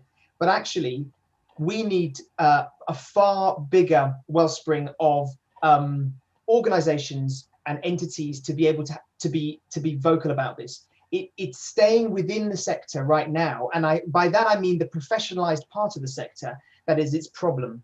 It needs to become broader than that. So to answer your question, Marie-Rose, it isn't a movement. It could be, it should be, potentially, it isn't. It is currently a technocratic argument which could follow the lines of other technocratic arguments, and just like localization. So the question that we should be asking ourselves is, what do we need to do in order to make sure that communities are given the space to be able to claim the power, and for other people to cede that power, as Sarah said, to actually step back, and giving that space, allowing space for that conversation to blossom, may then build the seeds or plant the seeds of a movement, which will then hold other people to account, including us, within the professionals in the sector. Thank you, Dylan, because that's exactly the next question. We can discuss, we can debate, we can expose, we can talk about the hypocrisy, the smoke and mirror. The bottom line is that what can we do to address the structural issue? What can we do to really, what are some of the concrete actions? And before we go all pessimistic and everything else, I would like people to just comment, have there been some concrete steps? Are there, beyond these concrete steps, some of it, has it worked? And what hasn't worked? And what else do we need to do? What can we do? And how can we come together to make this happen, as opposed to being yet, as we talk about, like another technocratic exercise that leads to nowhere except to some fundraising, grand plan that really doesn't really address the power imbalances that are inherent to our sector. So, anybody would like to start? Give me hope. Nice. Let me start with that, Marie-Rose. Okay. Digan, go ahead. I'm not sure, Then, but I can tell you what I think we should be doing. I think localization can become a very technocratic thing because it doesn't have anything to do with the personal and the political. You see, racism is very personal and decolonization is very political. And when you keep something at the term of localization, it allows you to distance yourself from it and keep it as a purely technocratic exercise, and not to take any personal responsibility for yourself, for your institution, and how you're complicit in the structure, and how your institution is perpetuating complicity in a neo-colonial racist structure that is aid. And let's accept that. And that's so hard because it's very personal. It means, and that's the hard work white individuals need to do in the sector. And oftentimes they don't want to do that. And why don't they want to do that? Because there is this idea that if I'm a white professional in this sector, that I'm a good person by nature. I've sacrificed, I have good intention, I'm willing to live in a tent in South Sudan. So therefore I must be a good person. I must not be a racist. The idea of racism is very much linked to people's minds to a gun-wielding KKK person or neo-Nazi, rather than not recognizing your own personal racism. Why is it that you are an expatriate and you can demand an expatriate salary, and field staff doing the same exact work are subjugated to a different salary scale? You don't question that because that's your privilege, your white privilege. Why is it that you get doors open as a white person who has almost no experience, and you come into my country and you're managing people with 15, 20 years of experience who have gray hair? Why? What does that happen? It happens all the time. You see, so you have to acknowledge your own personal complicity and the racism that exists in yourself first before you can actually work on the institutions. That's number one. Number two, I think, is then we have to start dismantling these institutions and what they're doing. How are you communicating? Why is it that it's okay in 2020, you're still using brown and black bodies, and especially children and women, in this poverty porn that continues to exist? Why aren't we saying enough is enough with child sponsorship? You know, I was told by a CEO, a white man of an INGO, that there is studies that have been proven that if you have because I asked them, why are there pictures of one child, not collective, not several children? And they said there have been studies proven that when you have an image of the collective children, it reduces your fundraising by 50%. You see, so right then and there, you know, being anti-colonial and anti-racist in your fundraising means you have to risk your bottom line, your income. And this is where the heart of the matter is. This is an industry. It's a corporatized industry. It's a money-making industry. Everybody wants their massive 400, 500. There's a CEO earning $800,000 a month. Okay, I mean a year, $800,000 a year plus the full house. This is all under threat when you start now talking about dismantling the system. So you have to talk about fundraising. You have to talk about your partnership models. Are you really devolving power to your local partners? Are you really genuinely respecting the government and giving them their fair space and recognizing their autonomy, their sovereignty? This is they are the duty bearers. It's not for you to come in and tell the national governments what to do. I have seen that for 20 plus years in Somalia. There is no respect for the national authorities, zero respect. So yes, some could say we are part of the problem. And that's the third thing I would like to talk about, is what we need to do as Black and brown people. We need to stop begging and asking for the system to change. And we need to start changing our own institutions and stop being professional beggars, putting resources together, collective resource fundraising, local philanthropy, changing our governments, working to change our regional institutions like the AU, like ASEAN, trying to change our national governments to be more proactive, to demonstrate more independence. This is what we need to start doing. We just can't wait for the Northerners to change anymore. We need to grab the bull by the horn, take power back, and start working on our own selves, our own complicity as Black and brown people, because it's very hard once you participate in the system and you are become tokenized and you're taking as the country director, as a regional director, and you're a Black person. How do you give up that $10,000 a month job and start questioning the system? It's very hard. That's the kind of, so the same kind of courageous decisions that we're expecting the CEOs and senior leadership of INGOs do, we need to do the same kind of courageous decision making as CEOs of local NGOs and Black and brown people who have become complicit and are okay with just taking this money and just, you know, living their nice posh lives in Nairobi. Okay. Well, thank you, Digan. And Sudanshu, I know you've been trying to intervene, and I would like to hear from you, Sarah, in terms of concrete steps too. So Sudanshu, please. Okay, thank you. I think the problem if you're trying to deal with this colonization and we're trying for decolonization, the first thing is that we need to think the very reason of existence of us as humanitarian and development worker. Last year, I visited my university where I studied 34 years ago, and I was asked to address the students, and I asked them about the career plan. Where do they want to see themselves in their career? And almost everyone said that they wanted to work with UN agencies or international NGOs.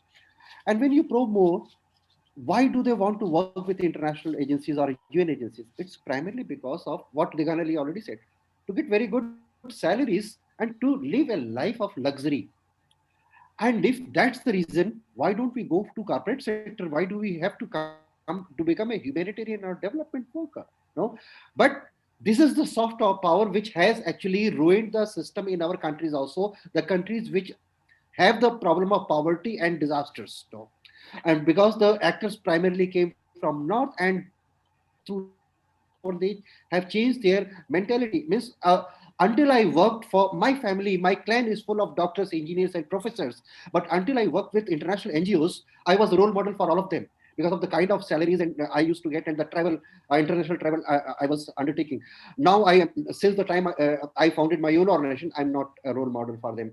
See, coming back to the point, after the independence, India came up with a very good role model of village self-reliance, because India is still continues being dominated by villages. That was Gandhian model. And Gandhian model needed a lot of voluntarism, dedication, passion, activism, dedication, no, not a degree from Oxford or Cambridge, no. But and at that time, the people did fantastic job, complemented government schemes also. But since the international NGOs started establishing themselves in India and started showing a different quality of life to these humanitarian workers, that is now gone. Now everyone aspires here to work with the INGOs, and they have become a barrier in breaking the system, because as Sarah was very rightly said, no one wants to give up the position of privilege, and that's the problem. Now we are living in a system of paradox. We contradict ourselves. We say something, we do just opposite of that. And I stop by giving only one example. A few years ago, when I was in Bangladesh, I read one article in one of the newspapers that NGO sector was feeling disappointed because IT sector was growing and they had started paying better salaries than the NGO sector. Over. All right. Well, it sounds to me like it's a question of values and integrity. And Sarah, at this point, we're coming to an end. I am still hoping that, and I realize that we have talked about some of the issues, but are there things that are happening that are tracing and developing some pathways? Is there hope? Are there some concrete steps? Or are we continuing to see just a lot of talk and not much action?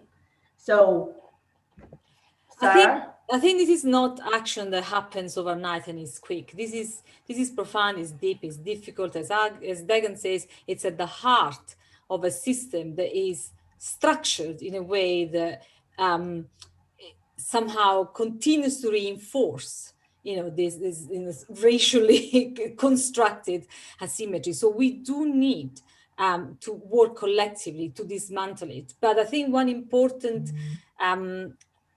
element of how we can make progress is actually to stop exogenizing the problem, talking about the system out there and the problems out there, and start thinking about, as Degan was saying, each of us can do. And that goes for Black and brown CEOs, as for white CEOs of Northern organizations. And because I'm one of those, I can talk about what I think we should be doing, complementing what Degan was saying about what Black and brown CEOs should be doing in trying to change the way we work. And for me, it's first of all, really, as building on Degan's point, is about educating ourselves. It's the first and fundamental point in really understanding, the core of the issues are, understanding, the race and power elements of the system and how they play, with our colleagues and our partners, and really thinking differently, about the way in which we've been used to roll out, the way we do research, the way we implement projects, but acknowledging our positionality, first and foremost, as white leaders in a white organization in a system that is, structured, really underpinned by a colonial past and racially structured, really.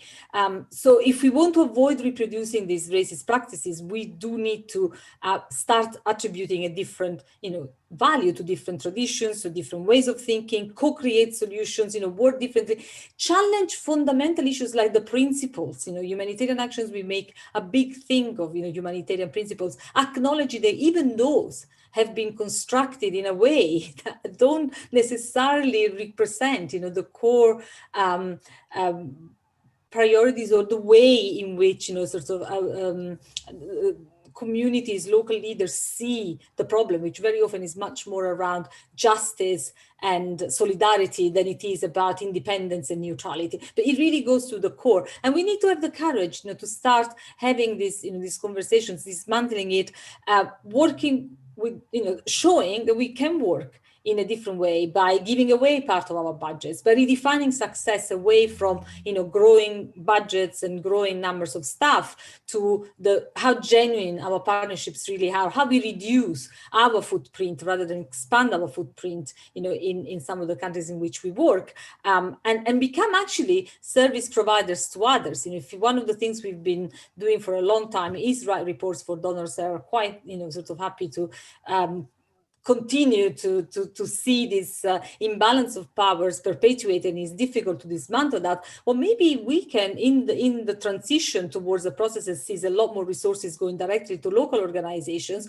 be the ones who offer a service to local organizations and, write some of the reports in the way we know how to write them for Northern donors, but making sure that the action is led, is defined, is planned, by organization led from the ground, or from more genuine standpoints. All right, we are coming. Thank you so much to all of you. And at this point, and this has been a wonderful discussion, and we really don't have enough time to delve into all of these subtleties of all of this, all of the nuances. I do want to, we need to take a few questions, and we won't have much time. So there is one question from Sarah Collins. Do you think the crisis of COVID-19 has helped or hindered the need for change? So has it helped with the decolonization? I mean, if there is anything, has it helped move the agenda forward? Has it helped or has it hindered it? Can I answer that, Marie-Rose? Yes. I think this COVID-19 response has shown the ugliest face of this localization and colonization. No, INGOs never loved localization as much as they did immediately after COVID-19, because they didn't want to go on the on field. First, there were travel restrictions, so they could not have traveled. Second, even if there was no restriction, they didn't want to endanger themselves, because going out means exposing to the virus. So it was nameless, faceless local organizations. Two things actually ensured early response to COVID-19: local actors, local funding. And as situation started calming down after several weeks and months, when it was time to write project proposals, the proposals, and when there were calls for proposals, funding, then again the usual actors started coming back. And if you see 5-6 months after the COVID-19, I'm just so shocked seeing the organizations receiving different award for their COVID-19. I'm shocked because it's all those organizations which worked through their local partners without giving them enough even insurance cover. And even if you see the first GHRP, the first draft didn't even talk about evacuation of local actors. And they were the only workers on the ground at that point in time. So what if these people die? And if they die, a local worker, even after working 20-30 years in the sector, even if this local actor dies, he or she leaves nothing for his family. There is no social security for local actors who are working on the security of others. This has shown the ugliest form, and all those who take it as a credit should come up with some examples, no? And we have to actually shame them that why some human lives are cheaper for you than the other lives. We need to do a little more study, and we need to shame a little more actors on this. All right. Well, I think we have a lot of different questions, and one of the questions is what, and we need to wrap up. So one of the questions is that what is the role of the Global North in all of that? What can they do? As we need to wrap up, I mean, first of all, I want to thank everyone for their contributions and their commitment and the way they've addressed all of this in a very direct and unvarnished way, which is really what we need. So very quickly, a last word of advice, in terms of next step, what do we need to do? Whether we're talking about the Global North, whether we're talking about the Global South, what do we need to do in terms of making some progress in the right direction and in a way that is not superficial? Anybody? Yeah, could I just jump in there? So just some quick thoughts on that. First, for those organizations in the Global North, as Deegan said, we've got to decolonize our own thinking. I think we are part of this system, and we have to think about how we use our language and how we have to reframe some of the way in which we see the world. And that's not easy. Those are difficult conversations that we have to have with ourselves, actually, before we even have them with anyone else. And I think humanitarians come into this sector for the best of reasons.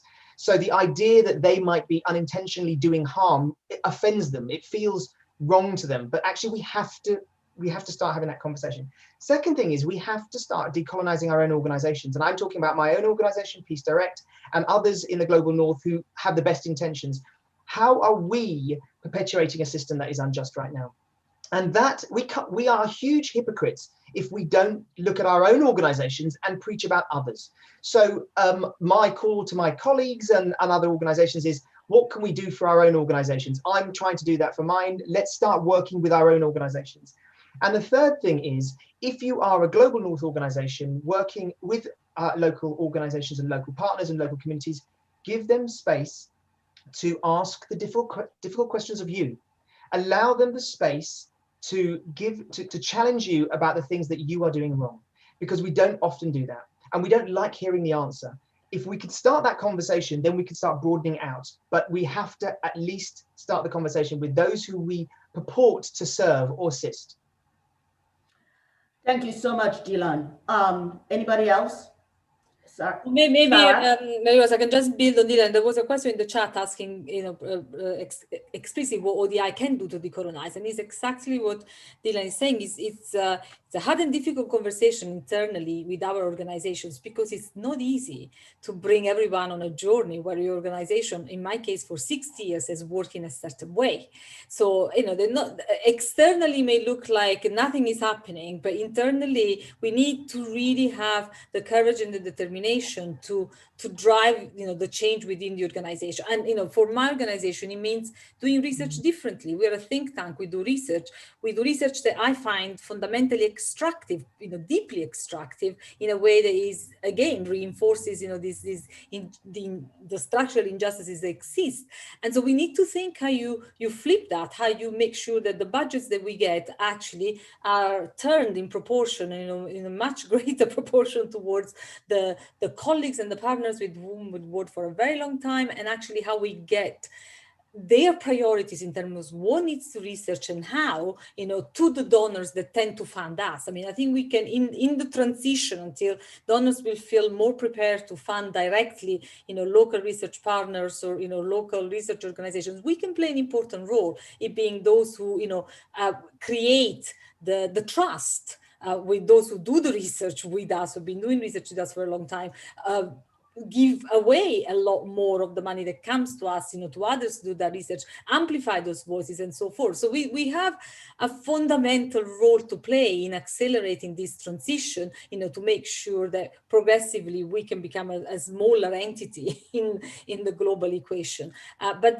these are difficult conversations internally as well, because, of course, not everyone is comfortable in giving up power. Marinus, can I? Yes. Marinus, yes, can I add one more short point? See, one thing is that this, what I want to say, this colonial tendency or mentality is very clever to adapt, because again, what I go back to Sarah, that no one wants to willingly give up the power. So how to retain power? Different tactics are being invented. For example, in India, there was hegemony of northern organizations once they brought funding to India. So money brings power to you. But now India gets very little foreign funding because there is enough in India. But still, INGOs continue dominating the sector, because using their money power, they captured all the domestic fundraising resources. They have the best brand ambassador from Bollywood advertising them. They have millions to spend on television ads. And run programs. So they have captured domestic market also. So that's why anyway, they ruled us, controlled us when they brought money. They are controlling us. Even the money is very much our own domestic money. So what we need to do, I think we need to start putting pressure that even if you have localized your office, you are not local because you didn't start from scratch. So stop our fundraising space for us. That's number one. Number two, decoupling this soft power. We have to start believing on our own traditions, cultures, and most of the international NGOs are 50 or 60 years old, originated after First or Second World War. But disasters are as old as this earth is, no? And all of us had some system. So we need to go back to our own culture and value-based systems. And number three, now, instead of being reactive to whatever comes from North, we have to focus more on South-South cooperation. We have to strengthen South-South cooperation a lot more, and then move from South-South to triangular, South-South and triangular cooperation. Over. All right. Well, I think this is fantastic. We do have to wrap up.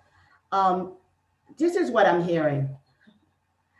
I'm hearing that a lot of this is, quote unquote, too superficial, actually, to create real change, unless we realize that we have to step out of our comfort zone, which a lot of it has to be either to claim power or to give up power. And it's really a question of values. A lot of it is driven by capitalism, by corporate values. So we have to have courage, we have to have integrity, and we need to address these issues of colonialism, which seems to be very much alive, and one could say alive and kicking, at all levels, at the individual level. What is it that we are doing? What are our own issues? Because we all have issues of prejudices and racism and biases. We have to look at it in terms of our own organization, whether we're in the global north and the global south. This kind of thing doesn't happen in a vacuum, and really step back and be open to facing some of these issues heads on, okay, and be uncomfortable. The other piece is also in terms of the global governance. Unfortunately, all of this, we're operating within a context where the global structure is impacting us at the local level. This is what I'm hearing from all of you. So at that point, you know, I really want to thank each and every one of you. It's been really a pleasure and a privilege. Thank you so much. And I am just hoping, I still want to raise the issue of coalition. We do not get power and we do not claim power alone. We have to do it together. Thank you very much. Thank you very much, Marie-Rose. Thank you, Marie-Rose. Thank you, everyone. And thank you to our wonderful panel for this absolutely lively, exciting, but also very inward-looking conversation, which I think that our sector needs sometimes a bit more. So thank you for bringing that. I've heard and I've read in the comments and in the Q&A that this is really inspiring in so many ways. And that I would say that finally we start hearing about issues such as compassion, solidarity, but also having uncomfortable conversation with ourselves, with our own organizations, and not liking change. Nobody likes change, but this is ultimately what we are saying that we need. And thank you for everyone for all your questions. I know that not all questions have been answered. I'm going to ask the panelists if they can stay and look at the Q&A and answer some of the questions that were directed to them. We are coming to the end of our first day, and to help us wrap up, but not necessarily wrap up the day, but really looking at other elements and other aspects of the system, we have asked Dr. Valérie Bémot from the Bill and Melinda Gates Foundation. She is the Deputy Director for Emergency Responses, and we have asked her to share with us some reflections on the future of philanthropy and what they have been experiencing as a foundation. Dr. Bémot, we are very happy to have you with us today. Thank you so much for joining from far, from almost the other side of the world, at least for me. I hope you have enjoyed the conversation and you have enjoyed the vivid and lively conversation. And I'll leave you the floor. Thank you, Alex. Yes, it was really a nice, interesting conversation overall, and there's so much point to take that I wanted to first, the notion about the reshaping and the reimagining, the new humanitarian and decolonization is almost like we want to reimagine, but before we start recreating something new, we need to destroy or actually undo what is existing. And it's almost, it looks at antagonists, but one cannot go without the other one. We cannot reimagine something that is broken, that's something that we have the colonization pattern, because it's actually reimagining, it become again the simile buzzwords. One thing that I have to say is that first, when I hear about the two topics that we had today, the first thing in mind is that with any system of colonialization or reimagining, there's the oppressed and the oppressor. And the two require, and a lot of the panelists today have said that, it requires a shift of mindset in both the South and the North. And that is really all of us task. And I have to start by saying, I have privilege, and we have to acknowledge when we have it. And in a lot of organizations, UN, Foundation, there's a lot of people from the South, but what we can do as people from the South to not be part of the system, as Degan mentioned earlier, to not be the one benefiting only, but also be insiders to change the system. One of the things that it's important for me, and that I think is really critical for that I see as a philanthropy. As a philanthropy, we have the possibilities to take risk, to make a difference, to start looking differently because we have some flexibility. One of the things that we start doing is to really having, I heard from the first conversation, Reimagined, the flexibility of the fund. How do we start looking at the fund in the way that have flexibility and move things in the way that the system evolves? But also we use our power to start pushing things that have been difficult for the system. For example, now we have been working, especially with COVID, working with government, because nobody can come and change us and change the system if ourselves, our own government, our own people, our own local are not changing our mindset. Then how do we invest in them? And somebody said, don't like the capacity building, but I see it as a mindset shift, because when you invest there, it's amazing how I saw just spending a few time with some of the government, helping them understanding, even sometimes they've never done a project or a proposal, sit them to say, you know the things, it's just a format. How do you do that? And you can see the change that is possible. We have been pushing to work with local NGOs, but we work with the international system. Now we have been putting some system to even force some of the international organizations. And I like somebody saying that even say their name. If you work with a local organization and you send a report, can you say even the name of the people you are working with? Sometimes it's our local partners. It's like, at least have the decency to put their name in the proposal and to explain, because that is the only way you will have that voice starting going on. And from the North, I think as like I said, we have privilege, we are benefiting from the system in the way, but how do we use that privilege to actually change the dynamic? A few years ago, what I did is that even when you have the big conference, who is attending the big conference? International and people who can afford. And we start really even just paying tickets of people from the South to attend this meeting. And you have to guide because they never gone to this big conference. We put the visa, of course, visa is even an issue. If you organize something in Geneva, how many people from the South can have a Schengen visa to get there? If you organize in the US, you know how difficult it is even to get a visa.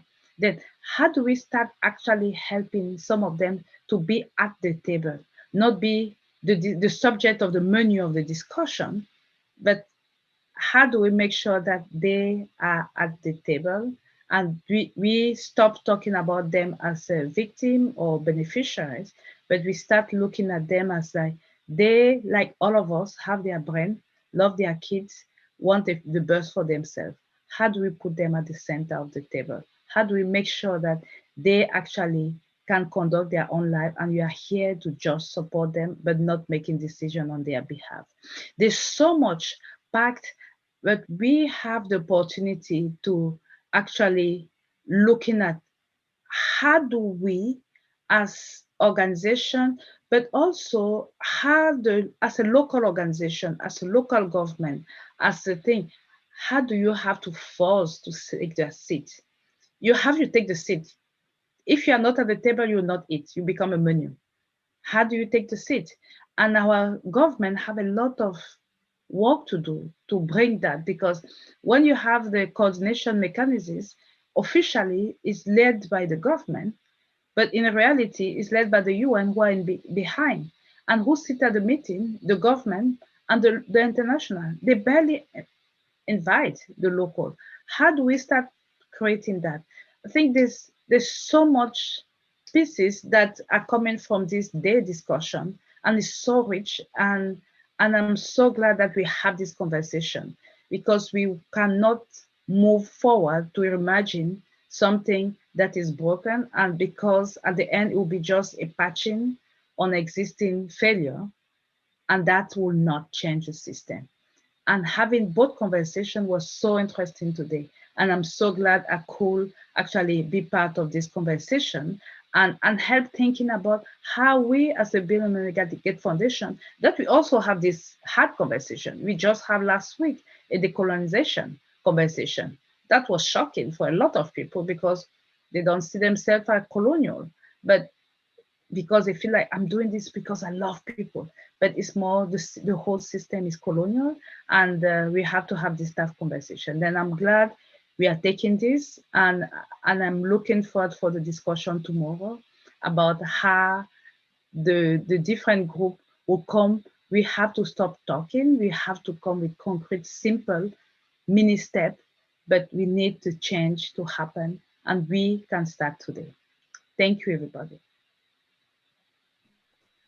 Thank you so much, Dr. Bemo, for joining us, for your words, for helping us to sort of digest the day, I would say, because it was an intense 2.5 hours of conversation from very passionate, knowledgeable, but also visionary partners that we are very privileged to work with.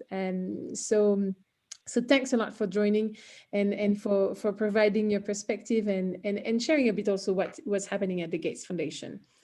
And we are coming to close the day. We are just on time. I was reminded that we were getting a bit late, so I'm going to be very short. We wanted to share some messages and some tweets and some questions that were asked today. We don't want to keep you waiting, so I think that all the questions, you were able to see them. We had some very vivid conversation, and what I really take away is that we didn't talk at all about compliance, reporting, standards, but we talked about compassion, solidarity, inward looking. And I think that this is really an interesting perspective and way to move forward the conversation, where it becomes less technical, but it becomes really what it is about human beings and people. So thank you for bringing that conversation. For tomorrow, before I go to tomorrow, I will ask my colleague Rawad to share a little poll that we would like you to answer. It's really simple questions, but just to get a bit of sense of where you are and how it has been for you so far. So you have the poll, it's in front of you. It's quite simple. You have the questions. Take the time to answer them. Please answer it. It's really going to help us to sort of figure out where we are and what we can improve as well, because it's always about learning and improving. So tomorrow, please join us. We're going to have another really exciting conversation around what we could frame around coordination or local leadership. And I think that this is really also what the two conversations of today are leading us to. So it's the same link. So it's easy. We made it easy for you. Same link. And then don't forget, we have breakout sessions. So the breakout sessions, they are not mini Q&As or mini panels or plenary. They are really a moment for you attendees, participants, to share your perspective, to have conversation among yourselves. So today, I know you've been muted, you were not able to talk, but you were able to ask questions, to comment in the chat. Tomorrow in the breakout session, everybody will be able to speak. And we really hope that with this session, we will be able to get some more forward-thinking ideas for our series of summit next year. So please join us, share it also with your colleagues. We are going to close, as we are closing the poll in a few minutes. We're going to close the conversation for today. We're not going to close the channel here, so it's going to stay online, because we know and we have seen that some people want to exchange contacts, continue the conversation in the chat. So please feel free to do that. We'll leave it open for the next 15 minutes. So take that time, as you would do basically in a conference where you see each other face to face. So the program closes, but there are many people you want to talk to, you want to engage with. So please take that time to do that. And we are very happy to leave you with this. I think we can close the poll. Or do we have much more people that want to continue contributing? Well, let's end the poll. Howard? Perfect. The poll is closed. Thank you so much for your contribution. Thank you for being with us today. And we are looking forward to see you tomorrow. And we wish you a very good day, a very good afternoon, or a very good evening, depending on where you are in the world. And thank you very much, Howard, for co-hosting this day with me. Have a great afternoon, evening, or day. Thank you. Thank you, everyone. See you tomorrow morning, or afternoon, or evening. Thank you.